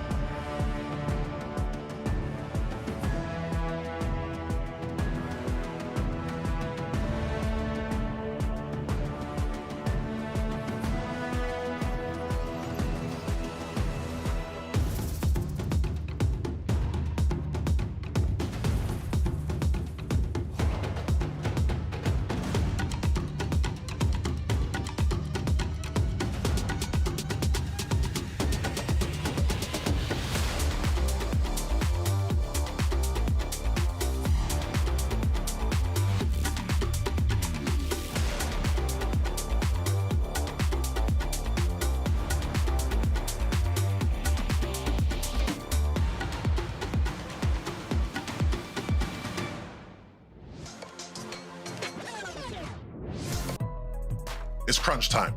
We have played 4 games. We have 1 more remaining, and it is your last opportunity in this next game for all of the players left in Heat 1 now to try and secure a spot in that major finals. 1 spot will go to the winner of this next game, but for everybody else, it's about doing enough for consistency. One team who it feels like has been doing enough up to this point is Cringe and Twy, and I know this is a team you're very excited about, Reese. It is. You know, I would love to. I could give you them strats. I could give you the history of the team. But all that matters is that Cringe is actually Scottish, so you know it doesn't matter. That's the real analysis. That's the breakdown. On a real note, they have been playing incredibly well. I mean, top 10 in the first game, and after that, 4th, 6th, 4th. I mean, in terms of heats, that is beyond expectations to be a qualifying duo through consistency. So, I mean, I'd like to see them end on a bang and, you know, win the last match. But either way, I mean, you can almost guarantee that they're going to make it through consistency. Definitely. And, for Cringe to try, in a reality, when you look at the playstyle, when you look at the match history, I don't really see these guys ever dropping a double-digit ELIB game. You don't see them going absolutely insane. They're a team who has strats on strats on strats, whether they play Storm, right now they're dropping mid-map, which is extremely good for this current meta where, most people are just trying to get to the center of zone, and they already dropped there. Well, look, of course, things are getting tight, and we're looking for the top 10 teams to qualify. And so after the next game, we're going to be looking for top 15. So let's take a look at who's in and around that range. If we look at this next page, production, fantastic. Ooh. We can see there, one of the teams who absolutely a lot of people would have been predicting to be in a safe spot by now will be Yapko and Panzer. You can see them there in 16th. Above them, Wheat and the Frizzy. After that impressive second place, rising, soaring up the standings, Takar. Yeah, I mean, this gets stressful for a lot of these players, but to be fair, it's not super high of a cutoff. Getting second place would secure you 56 points with 0 eliminations. So everybody, even on this further end of the leaderboard, all they need basically is to get to the end game and have a decent match. Now, that is a lot easier said than done. It is, definitely. A lot of people will say top 15 is easy. Top 20 is easy, whatever it is. And then you get into the lobby.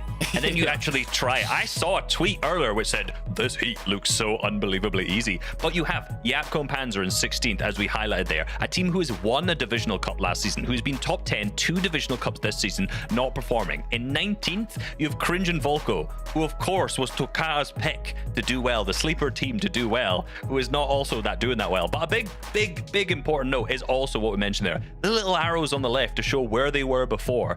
15th places they've moved up, whereas Wheat and Frizzy also in 15th moved up 22 places from that. So as we mentioned, a top 2, a win straight into a qualifier, but it just needs a big game for obviously the people further down in the leaderboard than this. These guys just need something consistent. Well, yeah, I wonder if we can start to look further down, just because, again, it is going to be so tough for any of those teams in that range, right? Again, like you guys rightfully highlight, it's about the consistency, right? Just having a decent, solid game. If you're one of the teams that didn't even see your name on those first 2 pages, hey, you might have to forget all that second place stuff. It might just have to be the win or nothing. And those are the electric games, right? We see these non-stop height takes. Those are the games that are always the most fun to watch, it feels like, Takar. Look, I'm thinking of a specific duo, actually. Pink and Sato. They're in 36th place currently. Yeah. They have 44 points. Now, 36 doesn't sound so good, but looking at 44 points versus the cutoff around 95, I see something, some potential in there. One good game from them. Issue is they've had Sharkantini playing quite aggressive, you could say, towards them. They do drop in their surrounding area, so they obviously don't want to go against that in finals. So it all comes down to this last match. I'm not seeing it. They've got to win a game. I think looking at the numbers, it's 50 points, but that puts them up to 97. But the threshold's going to move up by 20 points? It's probably going to be 120 or something like that. So for basically any team who's in that threshold right now, it's going to have to be the big game win, or you're going to last chance qualifier next week, which no one wants to do if you're already here in the heat. Well, look, enough waffling. Let's get to the action. Your destiny is in your hands if you're one of the players in this game. Taco Mini, for the last time today, take it away. Put us out of misery. A single win and you are in, guaranteeing your position on the battle bus for the Major 1 finals. Sure, last chance qualifier is right around the corner, Mini Miner, but we know just how much all of these teams want to try and avoid that kind of circumstance whenever possible. And it starts right here, right now, because this is their last opportunity before LCQ to try and get the job done. Yeah, you want to get the job done early. It's like leaving your homework to the last minute. You don't want to do it. I was guilty of it. It never goes well. So you want to get the job done as soon as you can, and you don't want to be leaving it until that last chance qualifier, because there's so many big teams in that lobby that you just don't want to be going up against. It's going to be really difficult. But for some of the teams that are lower on down, Pink and Sato, potentially one big game is all that separates them from this Major 1 finals. And then for teams that are even lower down than that, they need the victory royale. So it's going to come down to it. But we are ready to start things off. Last game of the day, match number 5 here in Heats 1 for EU. You can see the legendary POIs are going to fall towards Sus Studios and Latte Landing, but right now it's all eyes on Squibbly Shores, Ken and Cryfalls. They've been getting relatively fraggy super early on, a lot of times having to deal with that on-spawn contention, and it'll be one more time that they're running that scene back. Spicy Fish have been utilized, so they're looking for a quick collapse if they can find it, but at the same time, not getting pressured just yet by Chuck and Velry. This has been a pretty split 50-50 between these two teams for the most part. Yeah, it's going to be interesting to see what they can do. Why? Who's the victim? To try and get some damage. Yeah, this is... Can I get it? Yeah, there we go. Nicely done. Sometimes the bus paths can be brutal for some of our other contenders, but that's just the nature of the lobby at times. Dexy, Frosty. I do feel like this is another one of those duos, Mini, where a lot of teams would have, or not even teams, but a lot of the public eye would have kind of been leaning towards this as a duo that falls through consistency at the very least. Yeah, it's one of those, you know, you just expect things from teams and then the games come through and it's like, well, things are actually going a little bit differently than what you expected. So, you know, when it does come down to these last few moments, you just expect teams that maybe you were expecting more from to have these big pop-off moments. For Ken and Cryfalls here, that's nicely finished up right there for them. That's one elimination apiece. Velry back to the lobby, unfortunately, for them, and not going to be a major finals for them, unfortunately. Not been the dream situation for them. This is a fight we saw earlier on in the last game. Easy and gold. Nicely done with that first elimination, but there's, of course, so much action in this area. You have to be so careful. And that was nicely cleaned up right there. But, of course, there's that another third party. There's that other team lurking nearby. Yeah, Nero and Josh Bod made things a little bit dicey there for a moment for Cheesy, but I think the real indirect helping hand for Cheesy and Goldboy was Twy finding those initial early shots onto Omexo that just put such a huge stoppage into their early off-spawn fighting strategy. And now, again, what Teeny and Shark are getting up to, infiltrating the likes of Frozen Shard. There's only one duo that they're hunting for right now, Minnie, and I think we all know that it's Pink and Sato, but so far the scene is clear. They won't have to deal with Shark and Teeny just yet, but that is still going to be something that kind of hangs over their heads, where Shark Teeny, they seem very adamant on trying to chase that duo down. Yeah, they do. I mean, even potentially looking towards Vico Malabuka. I mean, right? If they can, you know, if they can get them out of the lobby for the major finals, their spot is not confirmed at all. And if they can get Frigid Fortress to themselves, I wonder if they could think about that as a potential option for the major finals. Maybe if Wonky Land might be a bit too risky for them now, but this is what they're doing right now. Very, very sneaky for Shark and Teeny. It's something that they've done so often here today. Just rotate over to this east side. Almost makes you nostalgic of Teeny back when he used to be with Misha, and they like to play, you know, drop spot roulette, essentially. And for the most part, Vico Malabuka, they don't seem to have any idea, and if Vico isn't careful, he might just find himself on the receiving end of a couple of shotgun tags that'll be too much to handle. But Shark, Teeny, they are just so patient, really biding their time.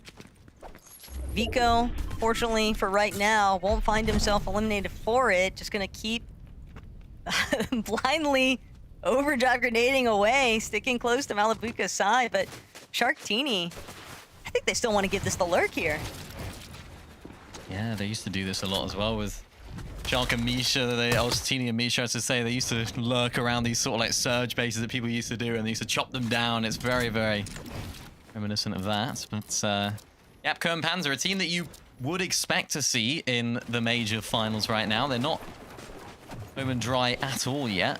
It's at 95 points, so they're still outside of that threshold. They need a good game here, not just a decent game. It's got to be a solid one to qualify on through. Unfortunately for Chris and Invictus, they aren't in such a good situation and probably going to be angling more towards a victory. And that really changes things for so many teams. When you have been a team that's not just needing a win, but also haven't been playing that great on the day, it can just make a bit of a mess in the end game. And there's so many teams that are thinking the same, and you need to be on your A game to react to it. Always makes for an exciting end, so stick around for it. It'll be great. As Shark and Teeny get a very aggressive play here onto Vico Malabuka. They've been lurking and following them at about 2 miles an hour the whole way through. They finally caught up to them. That is where things start to get a bit messy. Yeah, but for Vico and Malabuka, they might look to just fully disengage here. Shark and Teeny are still going to be forced to just kind of lurk around. Vico has done a decent job at just maintaining a little bit of spacing here, but Shark, decent tag. That's not shield that he was willing to sacrifice, and it is going to play a little bit of a part towards that net surge overall. I mean, think about how much time that they've expended just following Vico and Mali around the map in the first place, so kind of need to come up with something here, Minnie. This is a difficult situation for them, and I think Vico Malabuka, I'm sure they know what the situation is here, because of course, this is a team that are going to be right next door to them if both do make the major finals. And Shark and Teeny, they want to make sure that there's as little high-quality, top-tier talent around them as possible. I think we can confidently say that Shark and Teeny's spot in the major finals is confirmed. And this is the good format for Malabuka. Remember that Chapter 5 Season 1 win with Mustache? That was a really great one. He played really well, one of the most frightening teams, sort of a bit of a comeback for Mustache and Malabuka in that season. And they were so frightening in sort of Chapter 3, and then it changed up a little bit. Things changed in Chapter 4 when Mustache ended up playing with Tayson, winning Major 1. Of course, we all remember what happened to Malabuka and Thomas in that time. I think it was 1 point in the end. So it's good to see those guys coming back. So maybe this is going to be a bit of a resurgence of that level of dominance, maybe, from Malabuka and Vico. They have the talent, they just haven't had the results from it so far. Maybe it'll take time to develop. And Teeny and Shark are almost embodying that level of gameplay right now, and that level of scariness throughout the rest of the lobby. People used to be scared of Mustache and Malabuka. Probably the most we've had it in EU. And I say that Teeny and Shark are almost embodying that themselves. Yeah, but at the same time, it's so reserved from both of these duos, because for Shark Teeny, if they slip up here, they'll just be providing Malabuka and Vico with pretty much the guarantee into the Major 1 finals. I'd have a hard time believing that Vico Malabuka wouldn't be able to translate a solid eliminations onto Shark and Teeny into a nice end game placement finish. But the longer that fight kind of draws out, or I should say doesn't happen, the more time that both of those duos are going to have to commit to not being able to really calculate any surge that they might need later on. We've seen so many duos kind of being hassled by dealing with the surge threshold and not having enough. It's Yapko, Panzer. They are looking to take matters into their own hands here. Dealing with Xanthifying Words, just another one of those duos. 44 points, that's nowhere near good enough for making sure that you can lock in consistency side of the leaderboard. Just got to get the win in. But Yapko, Panzer, they are in that position where, you know, realistically, top 5 placement would be the most ideal circumstance for them, but Sun continues to pull controls over some of these vending machines along the way. That's going to be, I think, something that kind of comes back to haunt them if they're not able to find those eliminations that they were hoping for. It's difficult for them. I think we haven't had too many south zones today either. I feel like it's been the majority sort of northwest of the map. I don't remember there being any sort of sand in any zones, and we're sort of heading back towards the west side of the map now. The Hyper and Robin, we saw a really nice solo clutch from Robin earlier on. Keeping them in contention, keeping them around that top 5 of the leaderboard. They're not quite there yet, but not too far away either. You can sort of see where this zone's pulling a little bit more south. So what we've seen so far in the day. Look at all the players in the Storm as well. I mean, there's players in Safe Landing. They've got that big launch pad there. There's just so many playing the Storm, and it's something we spoke about earlier. It's just skipping that mid game is super valuable for them. Just to that degree is crazy. But you are still taking the risk of, having to then deal with storm sickness if you find yourself in a situation during the moving zones, for example, where you want to go for a heal, but then you can't because you expended so much time inside the storm early on. See how that fares. But Vico, Malabuka, worst scenes possible. Vico by himself at 136 points. They are out of here. Teeny and Shark have just ran it down on Vico and Malabuka. And this might be the moment that haunts Vico and Mali for the remainder of this day. I mean, I'm speechless, Minnie, because that's not a duo that you would ever expect to be at risk of not making it through this first heats, and yet here they are, likely going to be just edge out of that top of the leaderboard. Yeah, that's it. 136 points. They were in the top 9 going into this game, which was that was the threshold. They were the threshold. Of course, we had 4 victory rounds, top 5 qualified through. I'm just trying to do all the maths in my head to make sure it's actually correct. It doesn't seem real. Yeah, 4 + 5 is 9. They were in 9th, so now every other player is going to be catching up to them. Every other team down below, they're going to be out. They're not going to be in the Major 1 finals yet, so they're going to have it all to do in the last chance qualifier. Really big story for them. That's probably the biggest surprise in the Major 1 last chance qualifier. Exciting. Nevertheless, though, as we get to watch some top-tier teams go at it, if they even make it to the final of the last chance. Don't want to jinx them here as WX and Lunex inside this fight. They've played pretty well so far today. They're another team that's sort of in a good contention for it. But, haven't necessarily had dream day. They've been pretty solid, and they're in that threshold, and there's another elimination for them. Pretty solidly in that threshold, actually. Top 7 going into this game with another few eliminations, going to bolster their chances at getting through. Been a pretty solid performance from them. Every few points just makes it all the better. 3 per elimination. But now I'm looking at a team like Ziffy and Dirty. You called it earlier here today. Ziffy trying to secure his first ever grand moment. And they are right on the cusp, being able to make it in, especially when teams like Vico and Malabuka are seen with such early elimination departures here. If they're able to find a strong placement finish in this final lobby, Mini, that could be the difference maker, because they're already sitting at 13th heading into this final lobby.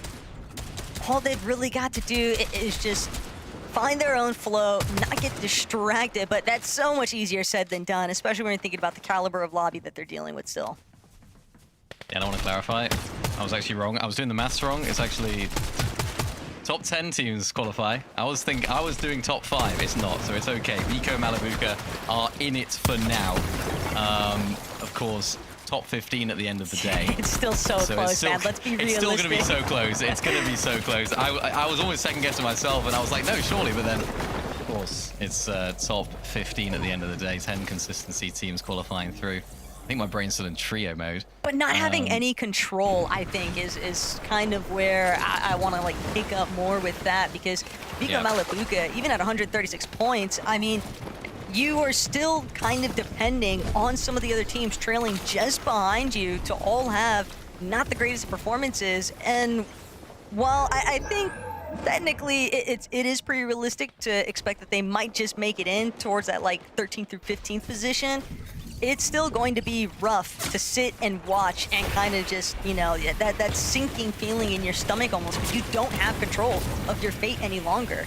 Not all because of Shark and Teeny just kind of playing a little bit of the eviler side of Fortnite here, but it's all for good reason. I mean, it is a very smart strategy from Shark and Teeny, and I don't want to take away from that either. Definitely. Still going to be a bit dicey for Vico Malabuka. Not going to be easy at all, but thankfully they're not out yet. So apologies there for my mistake, but we're hoping to see them in the major finals as usual. Lunex, though, on his own, quite solidly in that top spot in terms of qualification, but losing out on a teammate right now. Not ideal. Down to just solo. WX has been playing very well, and Lunex needs to try and find this refresh to get those materials up. Unfortunately, below on the surge, gets the knock, but gets knocked out as well. Lunex and WX out of the lobby. Their fate is out of their hands. Have they done enough? Potentially they have. And for Truly now too, left as a solo. He'll be trying to ensure that he can do everything in his power to try and muster up whatever placement points they can find. But Hyper now in a very similar position to where Robin was in the last lobby, Mini. How many placement points can he actually secure as a solo, especially when so many other teams are just starting to bear down the zone pools closer and closer.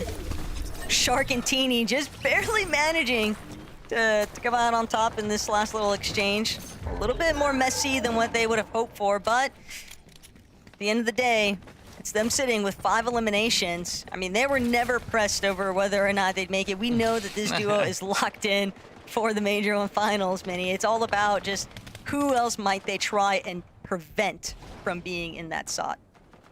Yeah, it's just got a feel for the other teams that they're fighting. I mean, you know, they're the team that have no pressure on them, I suppose, in this lobby. They can do whatever they like and they'll still be okay. But Waze and Effexy sort of on that cusp going into this game.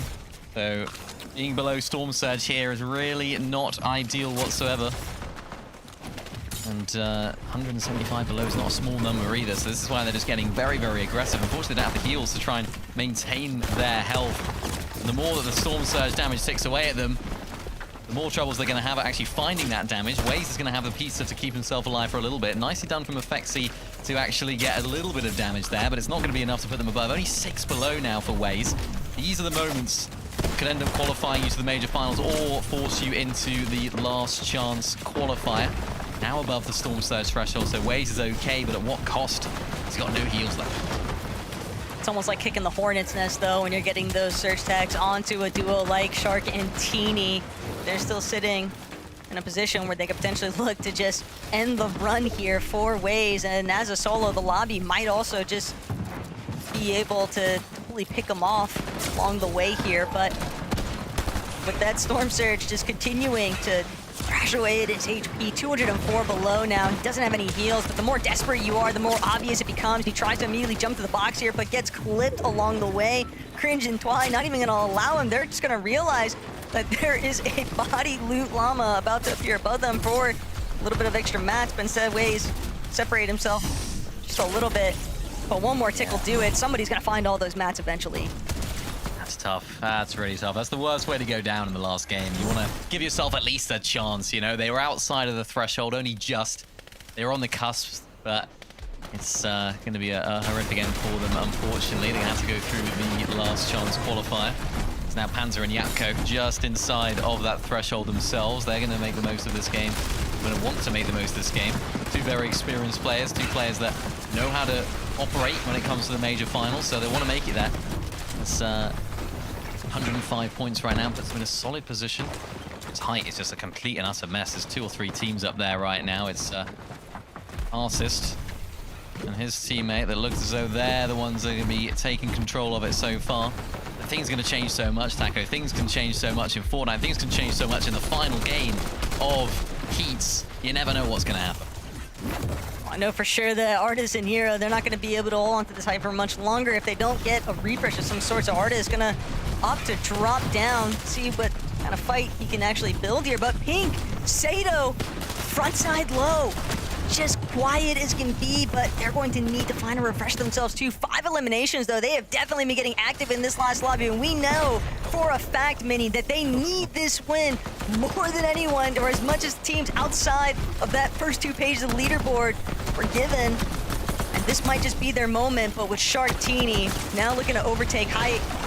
Shark, though, loses a huge chunk of his HP. That's going to force Teeny to actually drop down. Wants to get a little bit more up close and personal, but no, instead goes right back up to provide a little bit of backup measures for Shark just in case. With Panzer, Yapko, there still is no time to relax. They have an uphill battle still ahead of them, even though every single bit of placement that they continue to climb here, 119 points, they still want to finish strong. They've had a really rough day today, Minnie, but closing things out in this lobby and securing their spot in the Major 1 Finals, that's all they're after. Yeah, they're just trying to squeeze out as much as possible. They've been squeezed out of the zone right there as Yapko gets sent miles into the storm, manages to make his way back in, but he has no HP, no health, no ability to heal back up there for the white HP. Cringe and Volker, you can see on the bottom of the screen, they're looking pretty strong as well on these exact same amount of points as Panzer and Yapko. So two teams in a very, very similar situation. Not ideal for either of them, but they're trying to squeeze out as many points as they possibly can. Panzer now almost as solo as Yapko is down to such low HP. It's going to be dicey for them in the middle. Yapko takes some shots, takes down Jeezy, and that is now down to a solo for Yapko to solo clutch. It's crazy to see some of these players just getting sent back into the storm from the overdrive grenades, but Pink still left kicking. Ultimate Low has just started to collapse on itself non-stop, and it doesn't help when you got Shark and Teeny overhead. But Yapko with the elimination onto Midro. He secured so many points along the way. 143 is where they'll fall, but it might have just been enough. Pink and Sato, only Pink remains. Pink, he's got to try and close things up, but 103 and he's fallen. Volko and Cringe, they knew that they needed a big match, and they might have just been able to deliver here, Mini Miner. Kiri and Cuddy, just last couple of remnants here on the Ultimate Low side of zone. Kiri just gonna keep trying to press through, but knowing full well that there's still a handful of other players left to contend with. It's Truly, and then of course the duo of Shark and Teeny, and now Truly just waiting. It's only moments, I think, before he's eventually forced to clash.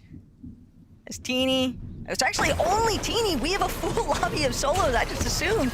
It's crazy to think about, but Kiri still holding things together here on the low ground. 148 points, so that's definitely within the threshold. Twag, every single one of these teams, Mini, looking awfully secure. Yeah, looking good for consistency or victory. Why not do it in style here in the final game of Heat 1? Tweck still maintaining a high ground, trying to hold on to as much of that as possible. Still got the materials to do so. Kiri takes down Teeny down on the low ground as well. That's his 5th elimination of the game. Who's going to take the win, though, and go into the Major 1 finals in style? Kiri takes the shot and secures it right there at the end to make their way into the Major 1 finals. It was definitely a bit of demolition derby, it felt like, in the underbelly of the low ground, Mini Miner. But at the end of the day, Kiri and Cuddy have managed to get the job done. Finding a Victor Royale is better late than never, and they've got to be feeling great knowing that their position is 100% confirmed for the Major 1 finals. It's been a phenomenal day of these 5 matches. Can't say thank you guys enough, but now we've got to get back to the desk.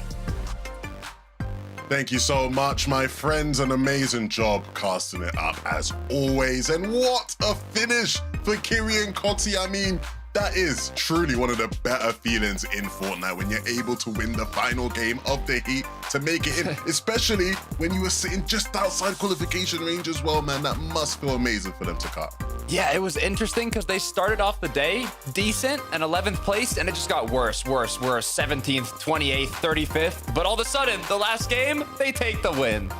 Yeah, huge. Like they're 23rd before this game. So, you know, they either needed that kind of big, top 10 that we're looking for, and none of the games they played prior to this were in the top 10 at all. So absolutely by far their best game when it actually mattered.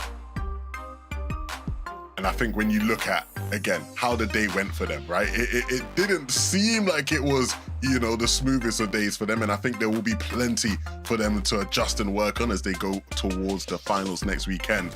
But they ain't gonna worry about that for now. They have to just celebrate the dub. 100%. I mean, they had an on-con drop. It was kind of like a split at the bottom east corner of the map. So I'm curious to see how that translates to the finals now, and if they end up going through with it, or maybe trying to mix things up in those last moments. But hey, props to Kiri in those final moments to clutch it up as a solo. You can see he was tapped in for that last shot. What a way to qualify yourself. I hope we see a reaction to that later. Yeah, and this is beautiful. Look at this list of our game winners today. All 5 game winners. We had Focus and Thomas starting out the day as our, you know, reigning sort of winners from the play-ins, the #1 seed. We had a surprise win from Hutty and Fishy. iDrop and Marius, so great performances. Hari and Cammy, obviously old teammates of iDrop from last year. And so, again, a worthy group of winners. But we obviously know these guys have qualified, right? We saw the wins happen. We saw the celebrations. What everybody wants to know and what everybody wants to see is who are our 10 consistency teams. That is what I'm waiting for. I'm nervous. Let's take a look. Let's take a look at it. We're looking for that top 15. So again, we knew Sharkantini was safe. Cringe and Twy, we knew they were in with a good shot. That good game from Tweka Maijo would have done it. And wow, as you can see there, some shocks, some surprises. Reese, Vico and Malabuka in 16th. I cannot believe that. Reset Analytics coming in with the point estimate of 125 off the dome of my head. Would they be okay? But even bigger, they got keyed in that final game by Sharkantini. This was a clear attempt by Sharkantini to make Vico Malabuka not qualify. We saw this fight drag on for so long. And I think that just shows the caliber of team. I was going to say that Vico and Malabuka are, that this team is scared of them. But of course, based on their performance today, the doubts are going to be there. No, this is devastating. I was celebrating originally because my sleeper pick qualified, but then I saw number 16. Are you kidding me? I mean, Yapko Panzer are obviously feeling good, though, barely making it in that top 15 cutoff. They did a great job, especially in those final moments, kicking off the day. I mean, the only match where they got top 10 was that last one. Guys, I'm sorry. I'm still just in disbelief. I know it was a long time ago, but if you rewind your brain back to the start of this show, we were bigging up Vico and Malabuka as a, a big name team that people expect to come through and, walk through this heat with ease. I asked both of you throughout the day, are we starting to get concerned about their performances? And you both told me, no, it'll be all right. It's going to be all right. It's going to be okay. It is not okay. Vico and Malabuka have to qualify through last chance qualifier next week if they have any chance of being in that Major 1 final. This is not what people were expecting whatsoever. I am concerned. We have champions. We have legends in the EU scene not qualifying, now forced to get an attempt once again in the last chance qualifier. I honestly am almost speechless, Reese. I think my looking at the match history, I'm not entirely surprised because they were 5th, 15th, 12th, 23rd, 38th. Each match quite literally got worse. And if you know anything about Vico Malabuka, they're emotional players. If they get triggered, if they get frustrated, things just don't go well. And it seems like based on the downward trajectory of those matches, there was probably some lost mentality in there somewhere, which is a shame to see. And look, they weren't the only talented team to miss, right? We highlighted Zynox and Truly as being a potential dark horse team, a team that could come through and surprise people. They barely missed out. Pink and Sato, I know Frankie somewhere's out there, teary-eyed, she's upset because Pink, again, is gonna have to wait till that last chance qualifier to try and make it happen with Sato. So some big names. Look, we did say Heat 1 was the most difficult heat in EU, and I think we're seeing the effects of that. Big, talented players not making it through. They're gonna have to do it in last chance, which we will be watching, by the way. So, make sure you're following the channel so you can check out our show for that next week. Again, big congratulations to the people who did qualify. I think we saw some talented Fortnite. I think Heat 1, for sure, we can expect to see some of, the better FNCS performers in that final come from Heat 1. But Takata, lots of lessons to be learned from Heat 2 and 3 tomorrow, right? Yeah, I mean, when you have the duo that had the most final appearances in the whole heat not making it, I mean, it shows experience isn't everything. We talked about the new generation coming in, and Heat 2 is where that new generation is going to be showing off. We've got Seti Rax, we've got Velo playing with Savage, we've got Ghost playing with Payson, so I'm curious to see in Heat 2 how they perform. Absolutely, but let's be real. I'm not there for Heat 2 and 3, so they're not as good as this Heat 1. You know what? We will miss you for Heat 2 and 3, Reese, but it's been a pleasure to have you here today with us. Thank you guys for, making my first time hosting such a breeze. It's been a lot of fun. I will be back casting tomorrow, and so yes, if you want to watch more high-level Fortnite like we've seen today, we have Heat 2 tomorrow, Heat 3 on Sunday. Still so much action. If you haven't had enough of Fortnite for today, there's going to be NA later on with Zeke and the gang over there watching some of those games. So I've heard Heat 1 in NA is going to be an amazing heat. So be sure to check that out. It's been an absolute pleasure. As my good friend Frankie Wood would say, sound out.